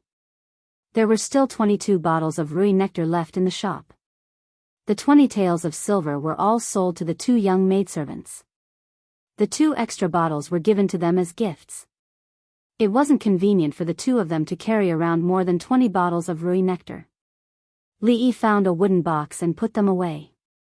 He watched the 2 young maidservants leave the shop with satisfaction. He couldn't help but feel puzzled. So much Rui nectar, how long would it take to use it? Of course, Li Yi didn't know that the woman had already pinned her hopes for a long period of sexual happiness on these small porcelain bottles. Naturally, she had to store some first. Son-in-law, didn't you say that the shop's business wasn't good? Fong turned to look at him with a dull gaze. If the Rui nectar could be sold at this speed, then why would he sell candied fruits? He could just sit at home and count the money. Why would he need to go through so much trouble? Li Yi sighed and looked at Fong. He slowly said, "How many times have I told you? You have to take a long-term view. Do you understand long-term? This is only a mere 20 taels of silver. In the future, we will make a lot of money. Don't always be satisfied with the current situation. This is just a small step for us." Fong's face showed respect. Son-in-law was indeed a son-in-law. If it was him, he wouldn't be able to keep his composure after earning 20 taels of silver so easily. "Excuse me, do you sell Rui nectar here?" A weak voice sounded from the door. A 15 or 16-year-old maidservant walked into the shop. The first person she saw was a burly man. She couldn't help but feel a little timid and asked in a low voice. "I'm sorry, today's Rui nectar is sold out." Li Yi felt strange. Yesterday, no one was interested in Rui nectar. Why did everyone come running here today? Then what should I do? The maidservant revealed a bitter expression. Just now, when the door of the shop didn't open, she got bored waiting and strolled around the street. She didn't expect that when she came back, the Rui nectar was already sold out. How about this? You can pay half of the deposit first. When we have new stock tomorrow, we will keep it for you. You can come back tomorrow morning to collect it. Li Yi looked at her and said. The maidservant thought about it and could only nod in agreement. She wasn't afraid that they would take the deposit and run away. After all, their shop was here. In the prefectural city, cheating people of deposits was very rare. Then. I want 10 bottles. I'll give you 5 taels of silver. The maidservant took out 5 taels of silver from her pouch and raised her head. What, a few bottles? Fong's eyes widened as he saw the maidservant put the silver on the counter indifferently. He was surprised. Were all the people in the prefectural city so rich? Li Yi didn't have time to accompany Fong in a daze. He took the deposit and wrote on a piece of paper, 10 bottles of floral water, 5 taels of deposit paid. He signed his name in the lower right corner and handed it to the maidservant. After several embarrassing scenes, Li Yi felt that the unique handwriting of his previous life was better appreciated by him alone. When writing on the paper, he used Wang Shiji's semi-cursive script, which was the only one in the world. The signature was similar to the artistic calligraphy of later generations, so he wasn't afraid that someone would take it and imitate it. The maidservant put away the paper and looked up at the handsome shopkeeper's face. She vaguely felt that it was a little familiar. With doubts in her heart, she walked out of the shop. Young master, what should we do now? Fong looked at Li Yi excitedly and asked. Li Yi glanced at him and said with some annoyance, what else can we do? Of course, increase production. Just when they closed the shop and planned to go back to the stockade, the maidservant had already returned home. The moment she stepped through the door, there seemed to be a flash of light in her mind. That young master just now seems to be, in the maidservant's mind, she couldn't help but think of a certain night not long ago. In the Mianxiu garden, at the mid-autumn poetry meet, she went to invite that scholar under the instruction of her mistress and fought with other maidservants until her face turned red.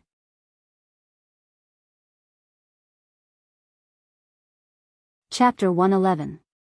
At this moment, in a garden in the inner courtyard of the mansion, a few young women were gathered together and whispering. That Rui do, is it really that magical?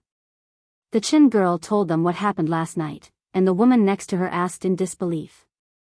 The other woman said, Yuning is probably exaggerating.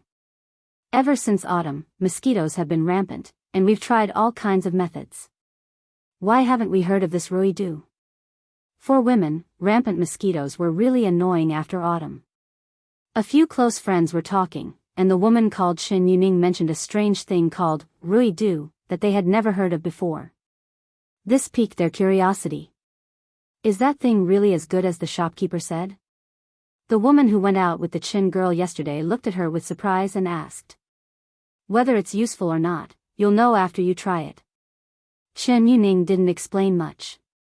She turned around and said with confusion, "What's wrong with Xiao today? She's gone for so long, why isn't she back yet?" Just as she was thinking about it, the figure of her personal servant girl finally appeared in her line of sight. Seeing the servant girl walk over empty-handed, a confused expression appeared on her face, and she asked, "Where's the thing I told you to buy?" The servant girl had a bitter expression and said innocently, "Miss, when I found the Rui workshop, the shopkeeper said that Rui Do was sold out. But I already told them that they will keep the Rui Do for us tomorrow. At that time, Xiao can go get it." The Chin girl looked at her suspiciously and asked, "How could it be sold out so early? Honestly, did you just slack off and go shopping?" The servant girl couldn't help but feel a bit guilty after being seen through so quickly. She quickly changed the topic and said, "That's right, miss, I went to the Rui workshop today and found something else." "What is it?" The servant girl's trick was indeed effective. The Chin girl was curious, and she asked with some confusion.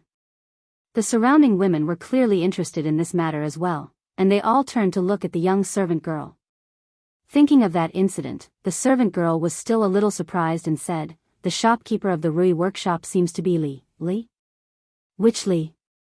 Hearing this, the woman surnamed Shen became even more curious in her heart. "Li? The shopkeeper of Rui Square? What's going on?"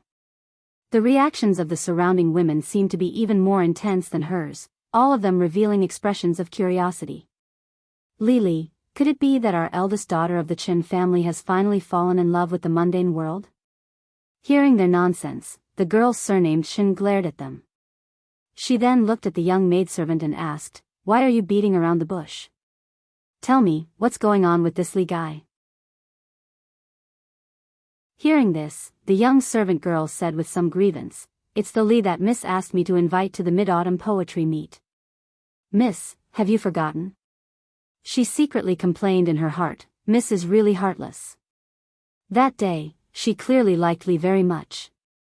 How long has it been, and now she doesn't even remember what he looks like. Mid-autumn poetry meet, banquet. The expression on the pretty face of the girl surnamed Shin froze, and then she seemed to remember something. She asked with some surprise, "You mean that Li?" At the mid-autumn poetry meet, she had sent Xiao to invite only one scholar. Naturally, she quickly remembered. Could it be that the handsome gentleman she saw yesterday was the Li Yi from The Immortal at the Magpie Bridge and Shuidiaogetu?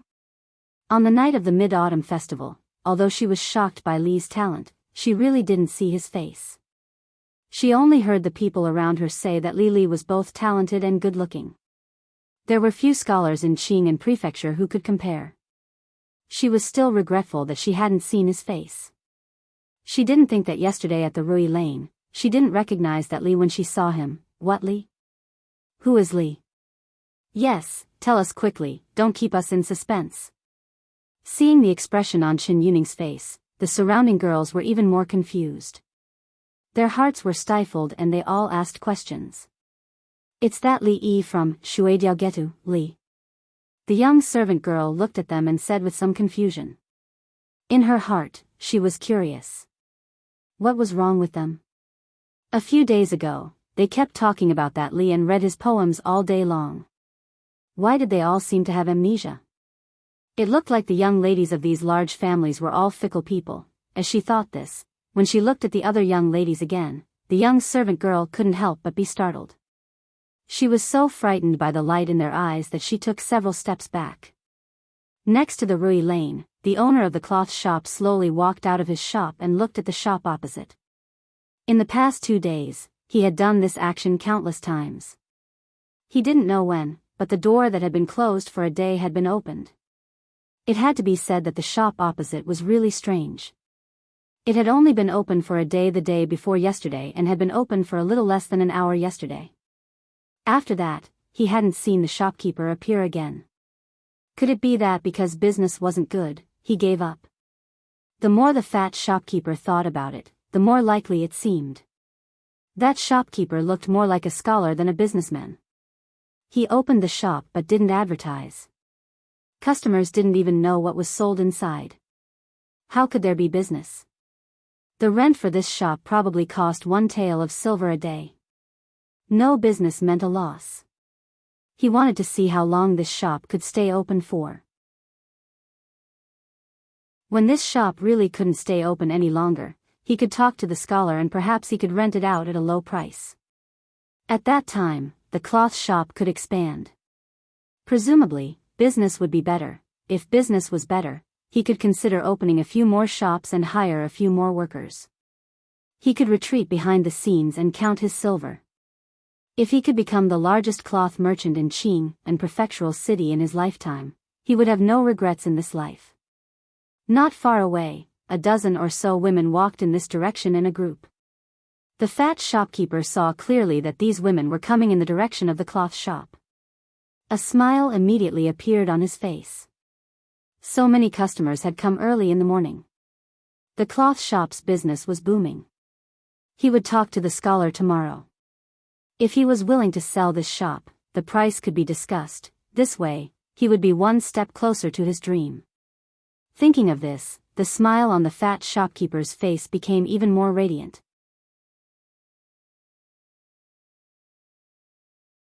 Chapter 112. Ladies, come in and have a look. Our shop just got a new batch yesterday. The fat shopkeeper greeted them with a smile. He watched these women walk past him and stop in front of the shop next door. The fat shopkeeper had already made an inviting gesture. The smile on his face froze. He stood there stupidly, like a statue standing in the autumn morning breeze. This is Rui Workshop. The group of women stood at the entrance of the shop, and when they saw the 3 words on the signboard, a few of them immediately revealed shocked expressions. Flowing like the clouds and flowing water, lively and lively, just like a swimming dragon. The style of these 3 words is already unique, but I've never heard of it before. Could it be that young Master Li created it himself? Hearing this, a woman asked doubtfully, but didn't they all say that Li's literary talent is brilliant, but his calligraphy is unsightly? It's just a rumor. It may not be credible. Another woman curled her lips and said, scholars have always despised each other. They are jealous of Li's talent, so it's not strange for them to belittle him. Several women discussed in a low voice at the door. Suddenly, one of them turned around and looked at the figure standing stiffly in the wind. She asked doubtfully, what happened to him? A new batch of new goods. The owner of the cloth shop said what he didn't finish just now in a daze. In the autumn wind, only the sound of heartbreak could be heard. Inside the shop, Li Yi had just put the new batch of Rui Du that he had rushed to make yesterday on the counter. He was planning how to promote it after today. In the past 2 days, he had crammed some knowledge about business and sales. Now, he was no longer as ignorant as he used to be.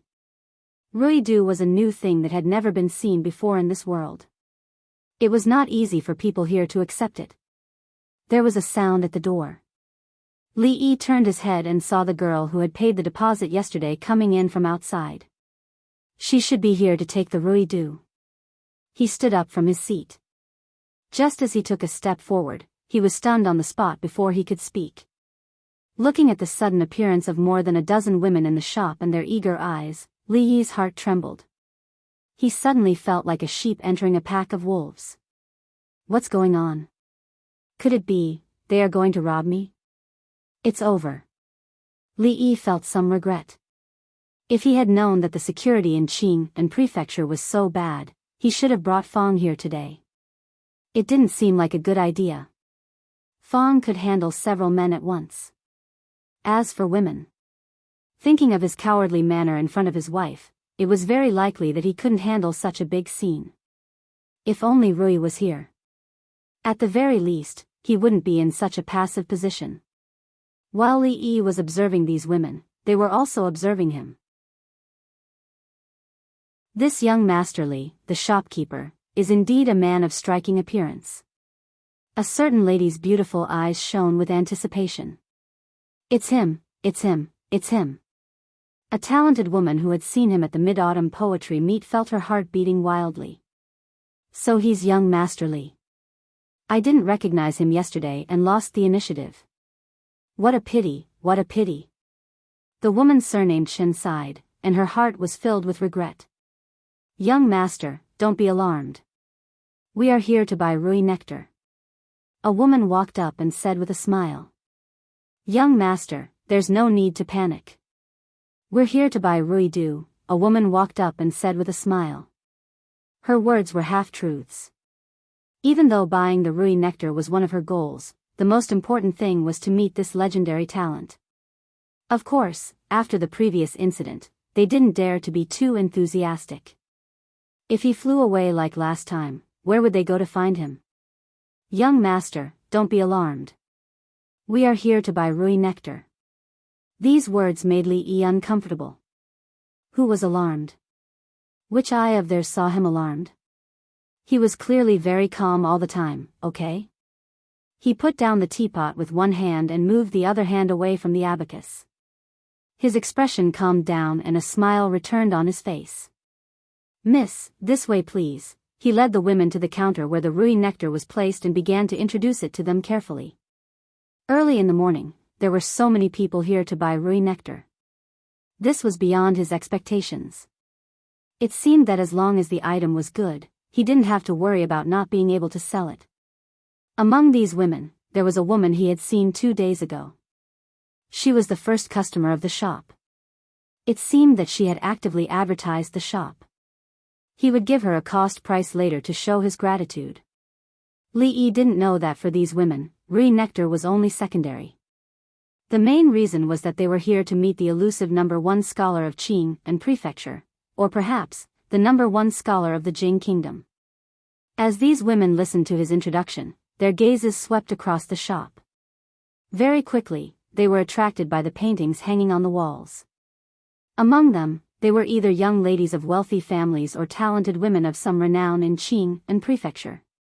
They had received a good education from a young age and knew at least a little bit about poetry and painting. Although the many paintings in front of them were average in terms of meticulous brushwork and did not stand out, they looked so real. They had never seen anything like this in their lives. Thinking about the other person's identity, they more or less understood that he must have taken a different path and walked out of the traditional pattern of painting. It was rare to see someone with this kind of spirit and courage among the many scholars of Qing and Prefecture. Most people in the prefectural city probably thought that Li of Shuidiaogetu was only good at poetry. They didn't know that his skill in painting had already reached a higher level, and his calligraphy had truly entered the realm of a grandmaster. It was laughable that those people had spread rumors that Li wasn't good at calligraphy. They didn't know that just the 3 words, Rui Workshop, was enough to shut everyone's mouths.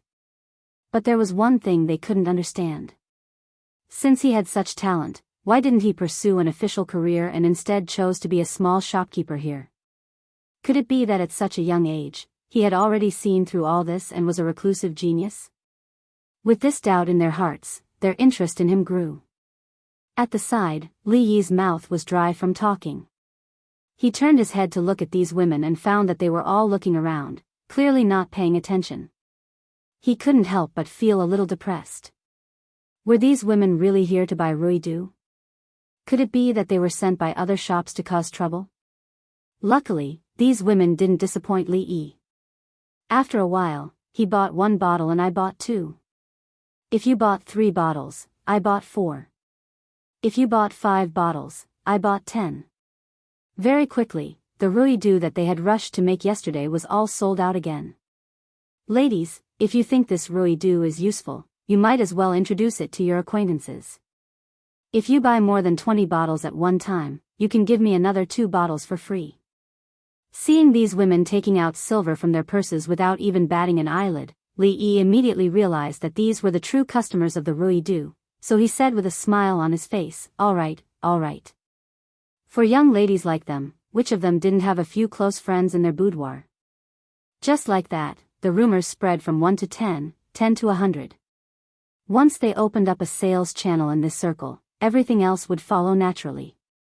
Their publicity was naturally much better than hiring people to advertise on the street. Of course, this Rui-do is very beneficial to women like us. Even if you don't say it, we will tell other sisters. A woman smiled sweetly and said, "It's getting late. We won't disturb Lee's business anymore. We will leave first. Ladies, goodbye. Welcome to come again next time." Lee stood at the door of the shop and waved goodbye with a smile on his face. They took the initiative to advertise for him. These women were all good people. After a moment, a puzzled expression suddenly appeared on his face. "That's not right. How did they know my surname is Lee?"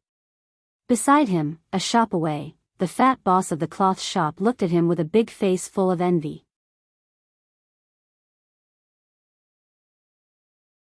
Chapter 113. Lee thought hard for a long time to come up with a marketing strategy, but he didn't use it after all. In the last few days, the number of customers in Rui workshops suddenly increased. Every day before noon, the Rui-do produced in a hurry the day before was sold out. Most of the customers were women, and their clothes and temperament were all extraordinary. They didn't look like ordinary people. From this point of view, those women were really trustworthy, and he didn't waste the 10% discount he gave them. The only thing he couldn't stand was that some women looked at him in a strange way after entering the store. Every time he thought about it, he got goosebumps. Apart from that, there were also some elegant scholars who bought the Rui-do. Scholars who studied all day would inevitably feel dizzy. There were only a few people who could lift their heads and prick their buttocks to keep their spirits up, and they were the ones who didn't have the money to buy the Rui-do. For those rich scholars, they could spend one tael of silver to buy a bottle of Rui-do. When they were tired from reading, they could drop a few drops and instantly feel energetic. Their recitation efficiency would skyrocket. It was as if God was helping them. Of course, they wouldn't feel bad about spending one tael of silver. Fong's smile never disappeared from his face. The number of customers increased day by day. According to the current situation, the market should be far from saturated.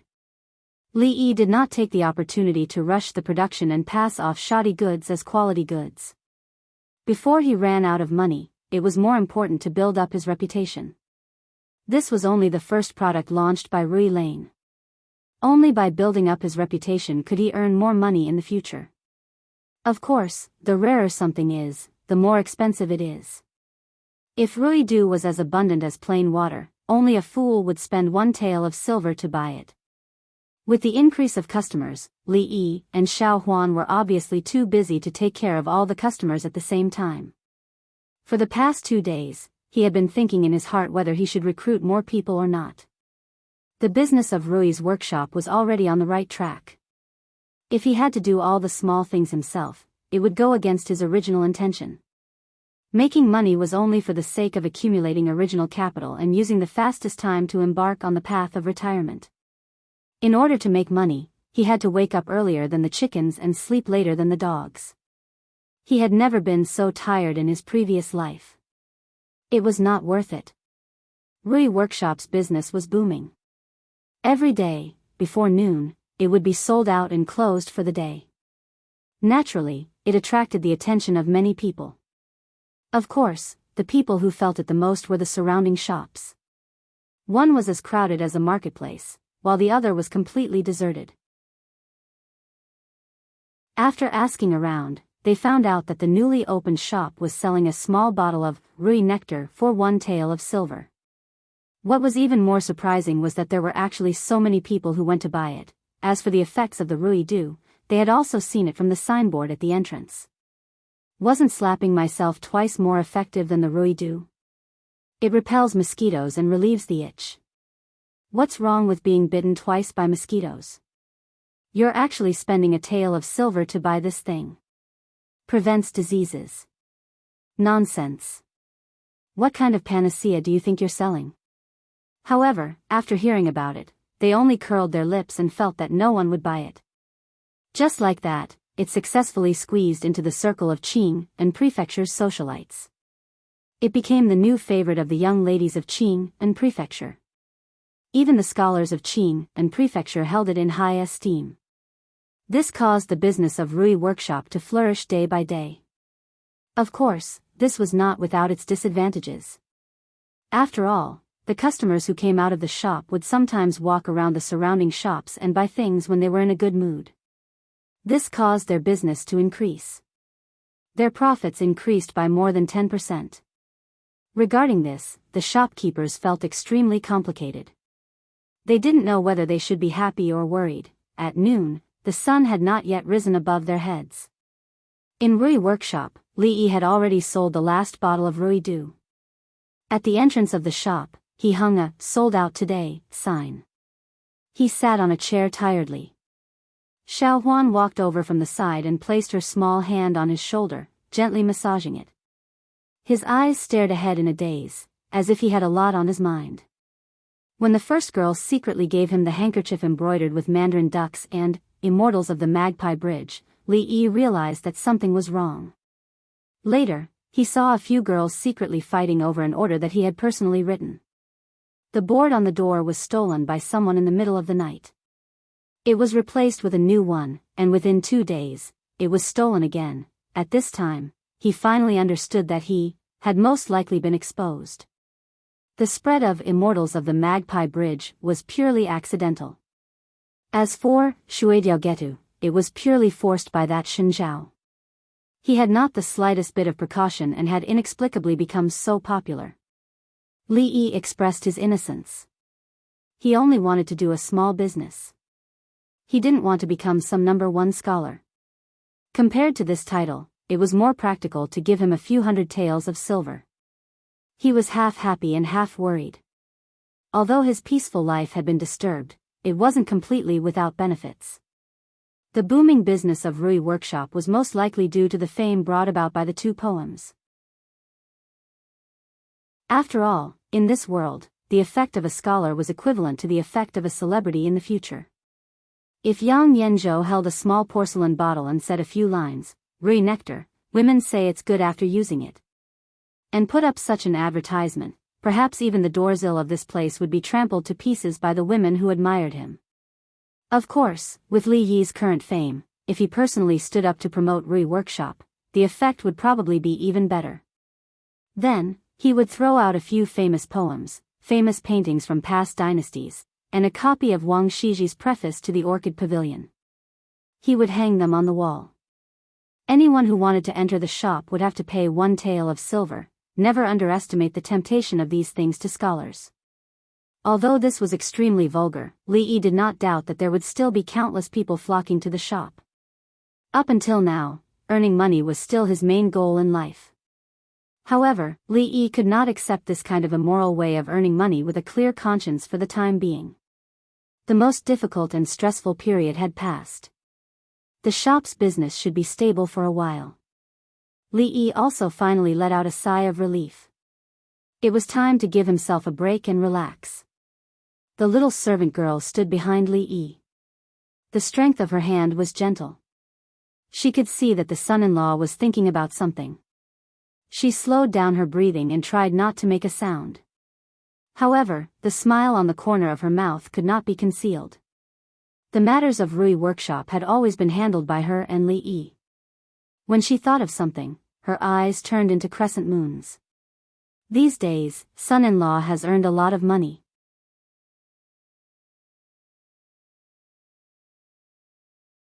Chapter 114. In less than half a day, the new batch of Rui nectar was sold out again. Even the prepaid order was 7 days later. Li closed the shop as usual and went back to the stockade village with the little maid. Not long after, a carriage left the shop. After driving out of the mansion, it went straight along the official road. After a little more than 15 minutes, it arrived at the foot of Green Willow Mountain. If they didn't continue along the official road, it would be a rugged mountain road. The carriage would be difficult to travel. The young coachman jumped off the carriage, turned around and said loudly, "Sir, we've arrived." The curtain of the carriage opened. Li took Xiaohuan's hand and got off the carriage. He took out 10 copper coins from his waist and handed it to the coachman. He said, "Tomorrow is the same time. Remember to wait here." "Okay." The coachman put away the copper coins and said with a silly smile, "Sir, don't worry. I will wait here for you tomorrow morning. I won't delay your business." For this coachman, the young master in front of him was already a regular customer. The business of the carriage shop was not very good. He was naturally satisfied with a stable customer who would rent a carriage twice a day. Li Yi waved his hand and watched the coachman drive away. He walked towards the stockade village with the little maid. Between Willow Leaf Village and Qing and Prefecture, except for this section of mountain road, there were mostly flat roads that could be used by carriages. Renting a carriage could save more than half of the time compared to walking. Although the carriage was a little bumpy on the official road after leaving the prefectural city, it was not too violent. Since Li Yi knew that there was such a business as driving a carriage in the prefectural city, he often used this means of transportation. For ordinary people, in order to save 10 copper coins, they would rather choose to walk. But now the business of Rui workshop was so good that he could earn dozens of silver coins every day. He didn't need to save money in these places. What's more, the time saved was enough for him to create more than 10 copper coins. After walking on the mountain road for less than an hour, they could see the stockade village. Not long after entering the stockade village, they saw Fong surrounded by a few girls.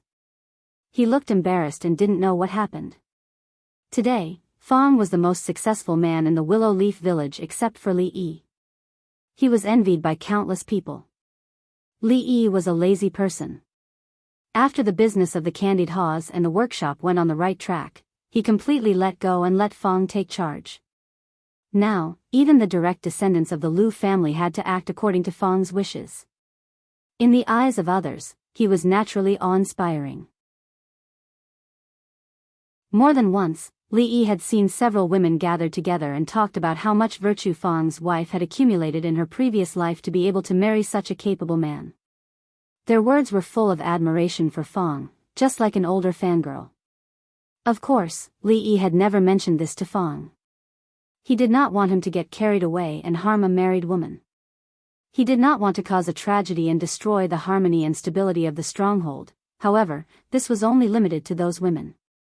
When would these girls also? This made Li Yi a little hard to imagine. Did he really underestimate Fong's charm before?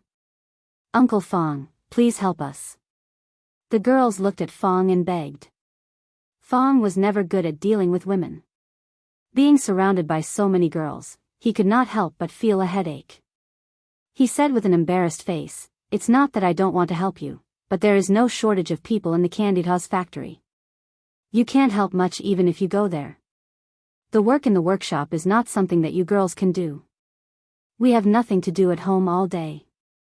Uncle Fong, please help us. There are many things we can do." "Yes, Uncle Fong, I beg you." Only Uncle Fong could help them with this matter. The girls did not give up and continued to beg. When the voices entered his ears, Fong felt a headache again. He glanced around and suddenly saw a familiar figure walking towards him. As if he had been granted amnesty, he immediately strode over. "Son-in-law, you're back." "Brother-in-law." Seeing Li Yi, the girls also bowed in a reserved manner. "What's going on?" Li Yi looked at Fong and asked with some doubt. "These children don't want to stay in the village. They insisted that I find some work for them." Fong looked at Li Yi and said helplessly, "There is no shortage of people in the candied haws factory. As for the workshop, as you know, son-in-law," Li Yi nodded. After the direct descendants of the Lu family joined, the candied haws business had reached a saturation point. As for the workshop, no one was allowed to go near it on normal days. The biggest reason was confidentiality. Another reason was because of safety issues. The workshop involved alcohol and fire, so it was not suitable for these women. In my opinion, women should stay in the village, cook, and take care of the house. It's really not suitable for them to go out and show their faces. Fong looked up at Li Yi and asked, "Son-in-law, don't you think so?" When the girls beside Fong heard this, a look of disappointment appeared on their pretty faces. They could not help but lower their heads. Uncle Fong was right. As women, especially unmarried women, they should be respectful and not show their faces in public. However, their parents were busy at home. Even Sister Qin Qing was teaching the children in the school. It seemed that everyone had something to do, but they were the only ones idling around at home. Naturally, they did not feel good about it. Li Yi glanced at Fang. For these girls to make such a request, they were much more ambitious than Fang. He turned to look at them and said with a smile, "It just so happens that Rui workshop has been very busy recently. If you are willing, you can go there and help out." Son-in-law, this. Fang looked up at Li Yi with a face full of surprise. Really? The girls looked up with the same look of disbelief. Li Yi nodded and said, "The shops in the prefectural city have been very busy recently. You can go to the shops tomorrow after you pack up today." He did not expect these girls to have such intentions. However, he had already planned to hire people. These girls were his people and could be trusted. Instead of hiring a few outsiders, it was better to let them go. "Thank you, brother-in-law." The girls were overjoyed. Their pretty faces immediately bloomed with smiles as they quickly thanked him. "Of course, this matter must first be approved by your families." Seeing their excited expressions, Li Yi added. One of the girls smiled and said, "Don't worry, brother-in-law. They have already agreed." Since their families had agreed, Li Yi naturally did not have any objections. He went to the workshop to take a look and instructed Fang and the rest to hurry up with the production of the new batch of ruidu. Previously, he did not expect that the ruidu would be in such short supply. When the funds were sufficient and they could start producing spirits, such a small workshop would not be able to meet the production requirements. By that time, even the manpower would be insufficient.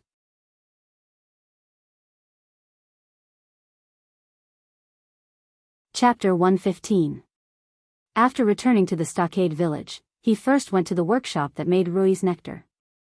The autumn weather was a bit chilly, but in the workshop, several men topless were working in full swing. Although their daily work was very simple, they obviously didn't feel bored and were full of energy at all times. It was no wonder. What they did here was not tiring work. It was much easier than herding horses or doing farm work. Not only that, they had meat to eat and wine to drink every day. At night, they could sit on the kong with their wives and count the money. After counting the money, they would hide it. When they were in the mood, they could do something shameless. Life was very comfortable. Li Yi stood outside the workshop and looked at it from afar. Everything was normal, so he turned around and walked in the direction of his home. When he reached the door, he smelled a faint aroma of food before he stepped into the yard. Xiao Huan went to the shop with him in the morning, so it was naturally not her cooking. Mississippi Lu, not to mention that she didn't know how to cook, even if she did, Li Yi might not dare to eat it. In the past, it was Xiao Huan or himself who cooked, so Li Yi subconsciously thought that the two sisters didn't know how to cook. It was not until a few days ago that he found out that Rui also had extraordinary cooking skills. Even Xiao Huan, who had learned some of his skills, couldn't compare. Later, it was Xiao Huan who told him that before the old master left, when Xiao Huan and second miss were young, it was always the eldest miss who cooked. Xiao Huan learned most of her cooking skills from her. If it was in the future, she would probably be the kind of girl who was good-tempered, had extraordinary cooking skills, and had a black belt in Taekwondo. She would be the goddess in the hearts of countless men, and of course, she was also the ideal type for Li Yi. But at that time, he couldn't be more ordinary. This kind of goddess-like girl probably wouldn't even look him in the eye. Now that he thought about it, in his previous life, he often gave up his seat to old people on the bus, occasionally helped old grannies cross the road, and was willing to help others without pocketing the money he picked up. In the end, there were rewards. "My husband, you're back. After you've washed your hands, come and eat." As soon as Li Yi stepped into the courtyard, he heard a gentle voice. After living together for so long, Lu Rui was no longer surprised by Li Yi's habit of washing his hands before eating. Recently, Li Yi came back around this time every day. By the time he reached home, the meal was already prepared. The feeling of always having someone waiting for him at home was very good. Not far away, Xiao Huan had already taken the initiative to fetch water for him. An imperceptible smile appeared on Li Yi's face as he strode over. Brother Qian, you seem to be in a hurry. Where are you going? Rui Square. Rui Place, sounds unfamiliar. Could it be a new brothel in the prefecture? Brother Qian, you're not being honest. Why didn't you call little brother over for such a good thing? Why don't we go together? We can see for ourselves what kind of girls from Rui Place are like.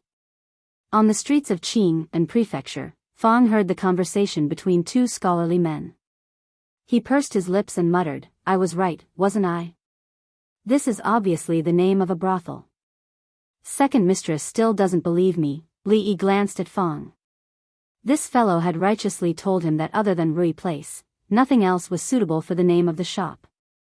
The few of them had rejected his suggestion of Six Spirits Place. Their opinions were unanimous. He had no choice but to name the shop Rui Place. If it had been called Six Spirits Place, there would not have been so many misunderstandings, right? Of course, the name Rui Place was not without its merits. At least, it could attract a large group of men who did not know the truth. Li Yi was extremely suspicious that the scholars who bought the Rui necklaces only had the same intentions as what the scholar had said. Behind the two of them, the faces of the four young girls were filled with excitement. They usually stayed in the village and rarely came to the prefecture. There were many things here that were full of novelty to them. With these young girls, Li Yi did not have to stay in the shop all the time. He could completely be a shopkeeper who did not have to do anything. When he had time, he would go to the brothel to listen to music. When he was in a better mood, he would accept the invitations of the girls and have a meal with them.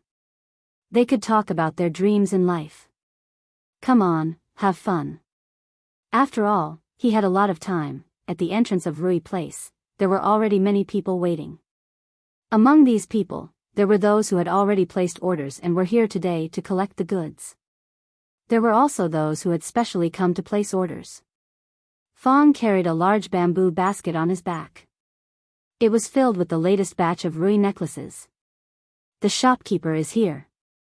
Shopkeeper, hurry up and open the door. We have been waiting here for a long time. After collecting the goods, I still have to go back and study. When the crowd saw Li Yi and Fang walk over, there was immediately a commotion. Everyone, don't push. Those whose orders say that they will be delivered today, please wait over there for a moment. Those who need to place an order, please come this way. Li Yi could already handle these situations easily. As he spoke, the crowd immediately split into two groups. They consciously lined up and stood in their respective areas. I say, shopkeeper, can't you bring more goods every day? There are so many people here, how is this enough? A certain man couldn't help but complain when he realized that his order had been queued up for several days. As soon as his words left his mouth, it immediately resonated with the people around him. That's right, shopkeeper. The goods every day are really too little. I placed an order 2 days ago and only received it today. What, 2 days ago? Did you cut the queue? I placed an order 7 days ago. Li Yi stretched out his hand and gestured for the crowd to be quiet. He then explained, everyone may not know this, but the production process of this Rui Do is quite complicated. We work day and night, but we can only produce a few dozen bottles a day. If we produce more, I'm afraid that the efficacy will decrease. The crowd was obviously very satisfied with this explanation. The Rui Do was a strange item that had never been seen before. It was normal for the production process to be complicated. No wonder it was so expensive to sell it for 1 tael of silver. And this shopkeeper was obviously a merchant with a conscience. In order to not reduce the efficacy of the Rui Do, he was willing to earn so much money. He was really a model for other shops. For a moment, the crowd couldn't help but look at him with respect. After a while, the customer who received the Rui Do left with satisfaction. The crowd who placed the order and could only pick up the goods after a few days were not too dissatisfied. After all, where could they find a shopkeeper who was so considerate to them? It was fine to wait for a few days as long as the quality of the goods was guaranteed. Seeing that there were not many ruidu left and a thick stack of orders on the counter, Fong couldn't hide the silly smile on his face. He glanced at the door and saw someone coming in, so he hurriedly walked over. "I'm sorry, today's ruidu is sold out. If you didn't place an order in advance, you can only place an order and pick up the goods after a few days." "Are you the shopkeeper here?" The person who came was a young man. He glanced sideways at Fong, and a trace of disdain appeared in his eyes when he saw his clothes. "Didn't you hear the young master asking you a question? Are you the shopkeeper here?" The two young men behind the young man glared at Fong when they saw that he didn't speak. Seeing the disdainful expression on the young man's face and the arrogant look of the two people behind him, Fong narrowed his eyes. These people didn't come with good intentions.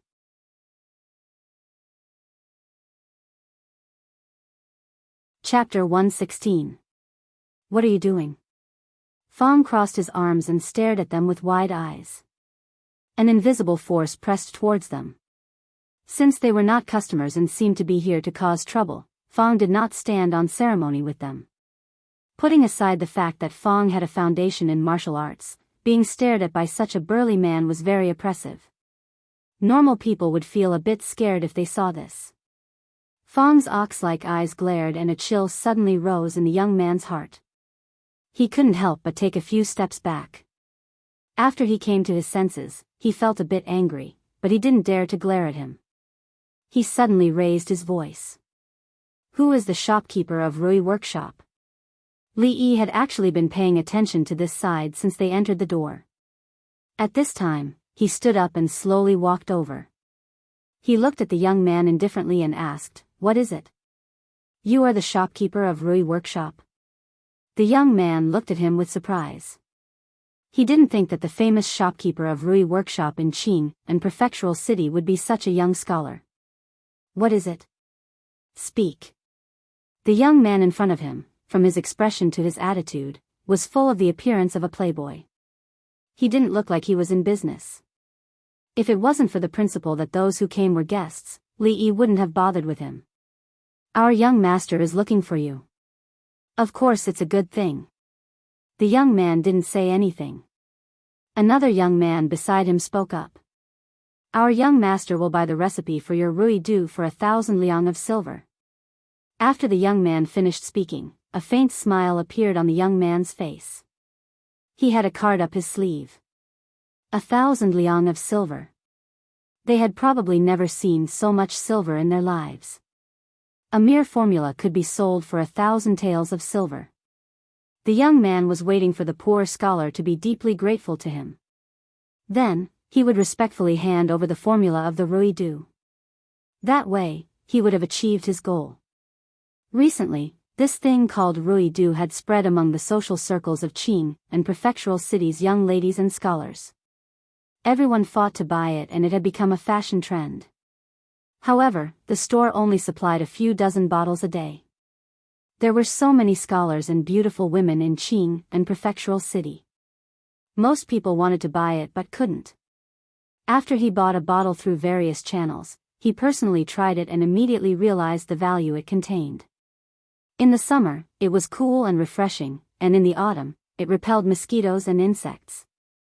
When one was tired, a few drops would immediately refresh one's mind and increase one's vigor. The effects of the Rui Du were just like its name, extremely miraculous. In his opinion, this small shop in Qing and prefectural city was far from enough. If he opened a few more shops, how much profit would he be able to make? If he opened the store in the capital and entered the circle of true nobles, he could already see a mountain of silver floating in front of him. Of course, all of this was under the premise that he could successfully obtain the recipe for Rui Du. However, he was not worried about this. Before he came, he had already investigated the owner of this store. He was a commoner with no background. If the other party was unwilling, he had countless ways to achieve his goal. Fong. As soon as Li Yi spoke, Fong immediately straightened his body. "See the guest out." Li Yi said lightly and turned to walk in the direction of the counter. 1,000 liang of silver for the recipe for Rui Du? Even if this number was increased by 10 times, or 100 times, he still wouldn't agree. Whether it was the ruidu or the perfume and spirits that were still in the planning stages, the core technology was alcohol distillation. This was related to his future business. Li Yi couldn't sell distillation. "Gentlemen, please." Fang stood in front of the three and said coldly. 1,000 liang of silver for the recipe for ruidu? Dream on. Although Fang was a bit stupid, he was not a fool. According to the store's recent income, he could earn 1,000 liang of silver in less than a month. Even if Li Yi agreed to sell the recipe for 1,000 liang of silver, Fang would not agree. The change happened too quickly. The young man couldn't react in time, and his smile froze on his face. Things were a little different from what he had expected. In his previous view, if the other party was not tactful and didn't want to sell the recipe, he could increase the price. He could also accept 2,000 liang of silver. If the other party didn't know what was good for him and brought up his identity, then everything would be settled. But who would have thought that this scholar wouldn't even give him a chance to bring up his identity? He turned hostile like flipping a book. "How dare you? Do you know that my master is?" A young man beside the young man revealed an angry expression. He had just opened his mouth to say a few words when he was glared at by Fang. Fang didn't care who this guy was. Even if the county magistrate was here, he had to be reasonable. Whoever wanted to rob Fang of his money was his enemy. He clenched his fist and revealed a fierce expression. He said fiercely, "If you don't leave, I will personally send you out." Seeing the burly man in front of them clenching his joints so hard that they made cracking sounds, the three of them turned pale and couldn't help but take a few steps back. The young man raised his head and said coldly, "In this prefecture city, it's best to lower your heads. Otherwise, you won't even know how you die. How dare you threaten me?" A trace of anger appeared on Fang's face. He casually picked up a chair beside him. The young man was about to say something, but he was dragged away by the two young men beside him. "You run fast. If I see you again, I will break your legs," Fang said fiercely. He looked at the backs of the three fleeing figures and put down the chair heavily. "These bastards wanted to buy our formula for 1,000 taels of silver. Why didn't they just rob?" Fang was still angry even after the three of them had left for a long time. Li Yi sat behind the counter and looked thoughtfully at the bustling pedestrians on the street outside. Today's foppish young master had also given him a reminder. An ordinary man is innocent, but a man's wealth is a crime. The profits of the ruidu were huge, and as time passed, it would definitely attract the attention of more people. Even in the future, this kind of robbery was common, not to mention in this era, for some people, the restriction of the law was extremely low. Moreover, the launch of ruidu was only the first step. If the business became bigger in the future, it was hard to guarantee that it wouldn't be targeted by more people. At that time, what should he do? After all, he was just a commoner. If he really encountered such a thing, should he let Fang beat them up? Beat them up? Or beat them up? Obviously, this was not the solution to the problem. An individual's martial strength was completely useless at this time. Just as Li Yi thought of this and frowned, someone walked in from the entrance of the shop.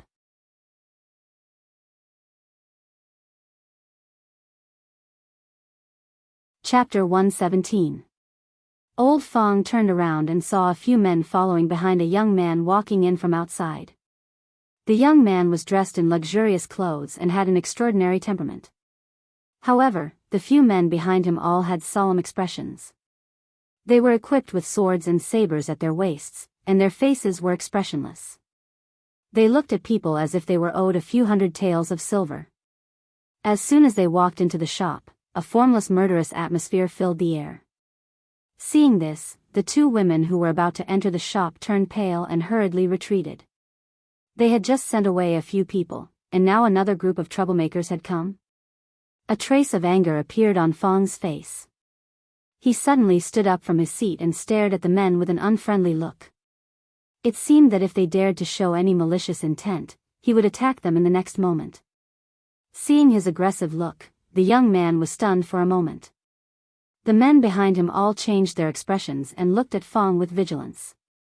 One of their hands was already on the hilt of the saber at their waists.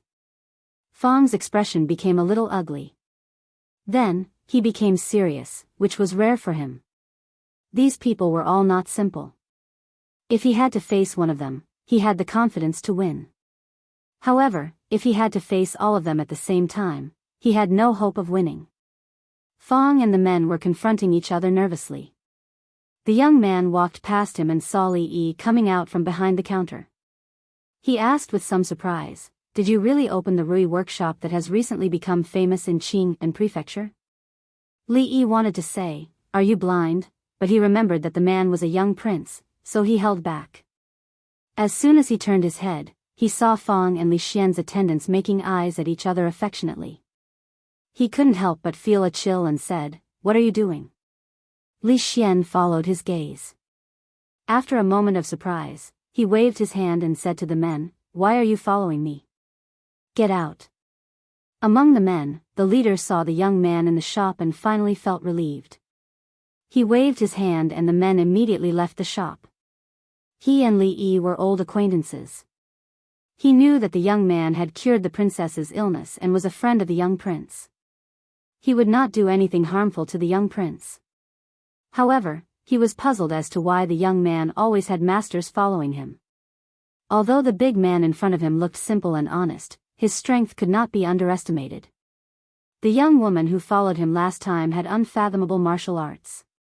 Even in the whole Jianghu, she could not be an unknown person. Seeing the scene in front of him, Fong finally realized that the young man and the son-in-law knew each other. He was also relieved. He walked out of the shop and happened to meet the eyes of the man. There seemed to be some kind of fire when their eyes met. Inside the shop, Li Yi looked around for a moment. After a while, he withdrew his gaze and said to Li Yi, "That Rui Du, give me 100 bottles first. I will take them with me when I leave."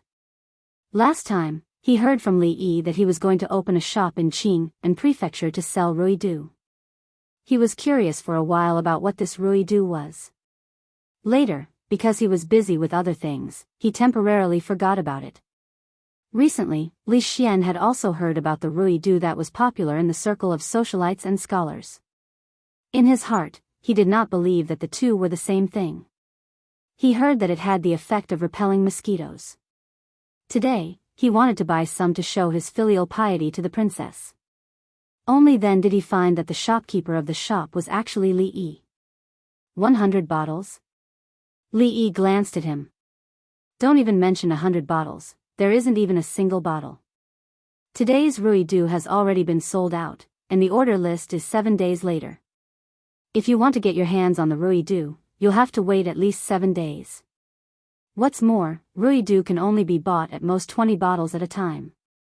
This rule was set by Li Yi. The purpose was to prevent some people from buying a large amount of Rui Du and then reselling it at a high price. 7 days?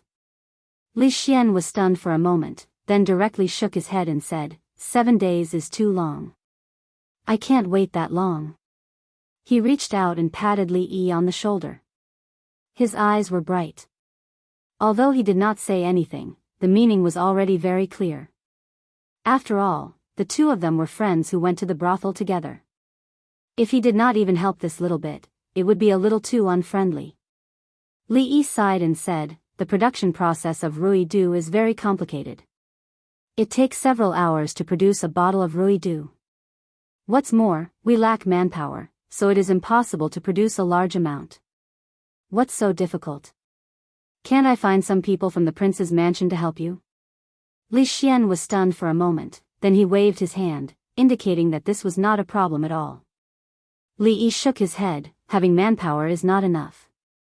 To produce Rui Du, not only do we need to build a workshop, but we also need to buy raw materials, which requires a lot of money. What's more, we can't put all our energy into Rui Du. Rui Workshop is about to start releasing perfume and spirits, so we also need manpower. I don't need to trouble you with these things. I'll ask them to speed up the work. In 3 days, we can't gather 100 bottles of Rui Du, but there will be 50 bottles. You can send someone to pick it up at that time. Perfume? The expression on Li Xian's face was stunned. What is this? A puzzled expression flashed across his face. He turned to look at Li Yi and murmured, spirits, how strong is it? Li Yi took a small porcelain bottle from the counter and opened the lid. A very strong wine fragrance floated out of the bottle. This was the alcohol obtained after more than 10 times of distillation. Although it had been blended, the alcohol content was still several times higher than the so-called spirits on the market. Good wine. As the wine fragrance entered his nose, an abnormal blush appeared on Li Xian's face. His body swayed, and he grabbed the counter. He looked at Li Yi and said with burning eyes, I'll help you with the manpower and workshop. You just need to tell me how this spirit is brewed, and, that perfume, what is it? Li Yi couldn't understand why a person with such a poor alcohol tolerance would be so interested in hard liquor. However, this wasn't important to him. He looked at Li Xian with a smile and said, how could I let you work for free? Why don't we consider this business a partnership? We'll split the profits 50-50. How about that? That's a good idea. Li Xian heard this, and after a moment of daze, he nodded without hesitation. He didn't want to accept other people's kindness for free. He was originally a greedy person, but he would rather give up 50% of the profits. He really didn't misjudge him. Outside the door, the leading man and Fong crossed their wrists to test their strength. Their faces were flushed, and fine beads of sweat appeared on their foreheads. On the contrary, Fong looked calm and there was a hint of mockery at the corner of his mouth. In terms of fighting, he might not be able to beat him, but in terms of strength, no one in the whole Willow Leaves village could beat him. His opponent was still far behind. Next to the two of them, the faces of the few men revealed a bit of shock. Their leader was known for his strength, but compared to this big man, it was obvious that he was far from enough. Where did this monster come from? Gulp. At this time, a strong wine fragrance floated out of the shop. Except for Fong, everyone couldn't help but swallow a mouthful of saliva.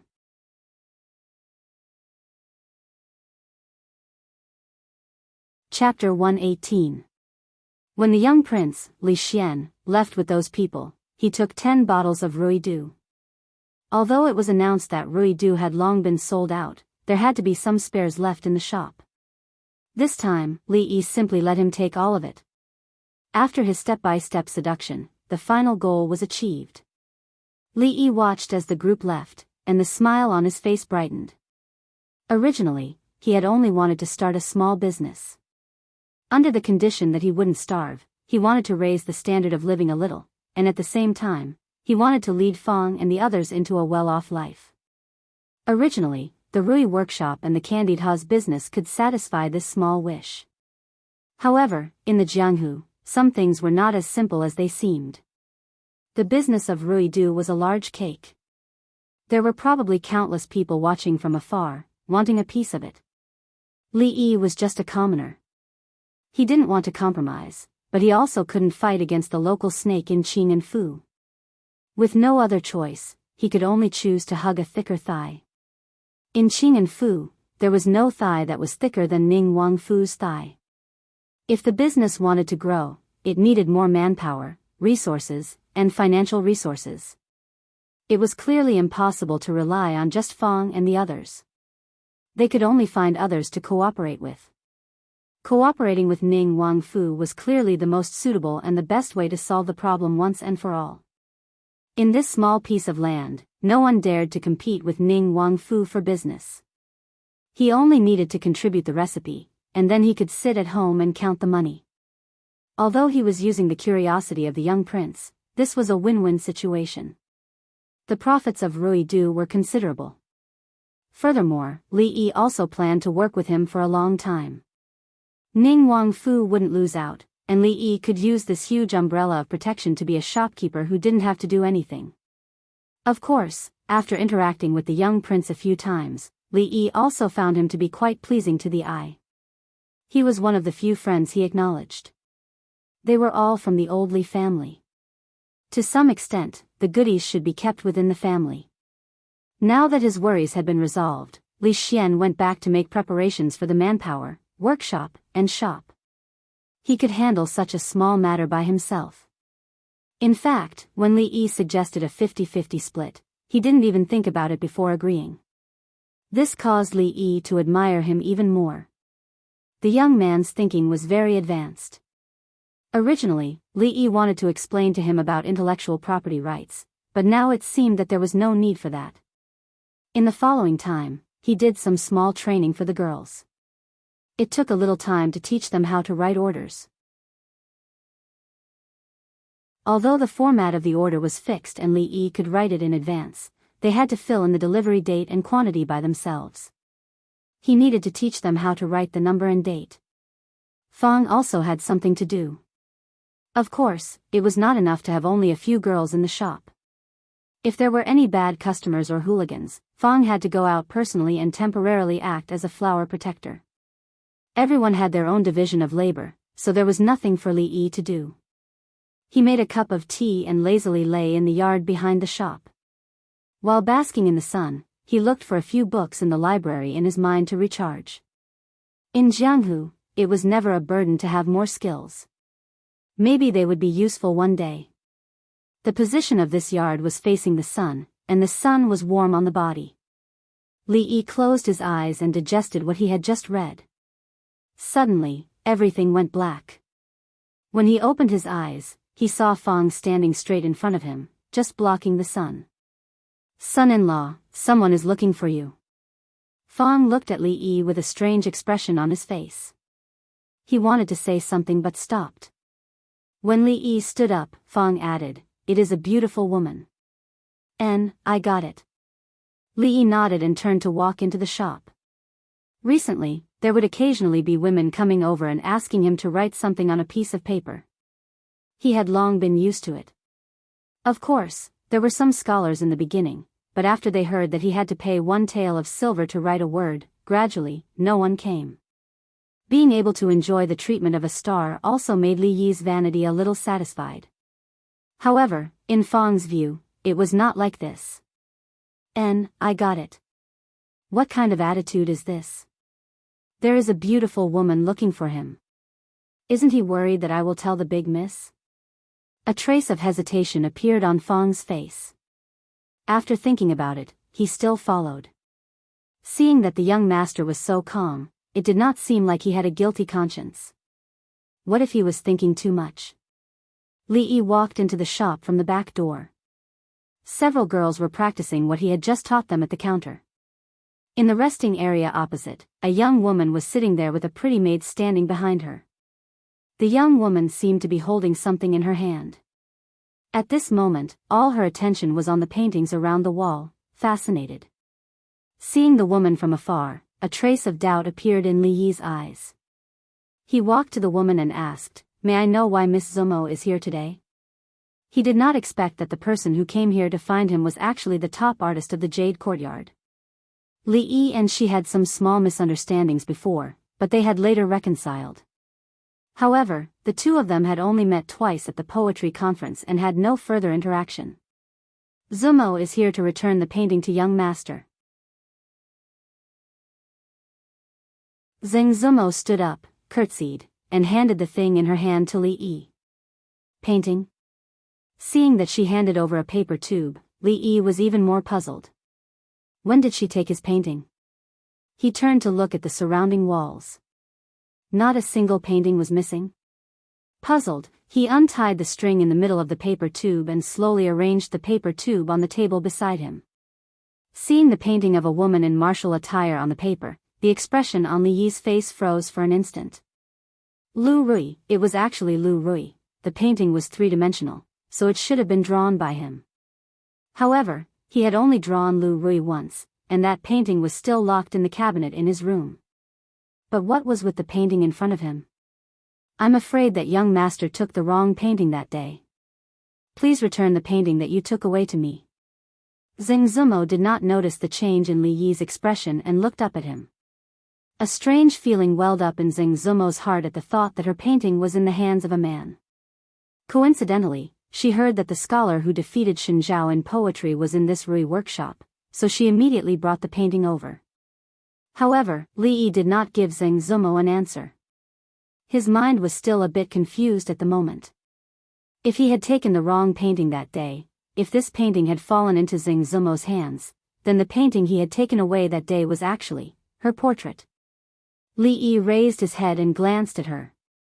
He finally realized that the reason why he felt a sense of familiarity when he saw her at the intoxicated fragrance house was not because he went to the jadeite courtyard with Li Xian that night, but because he had seen her portrait at the art stall. Fang walked to Li Yi's side with doubt and looked at the table. After a moment of shock, his eyes suddenly widened, as if he had seen something extremely incredible. Young master actually secretly hid a portrait of second miss. A voice, like thunder, exploded in Fang's mind. You're tuning in to the Journey of the Soul YouTube channel. Don't forget to subscribe and join us on this journey to catch the most captivating stories.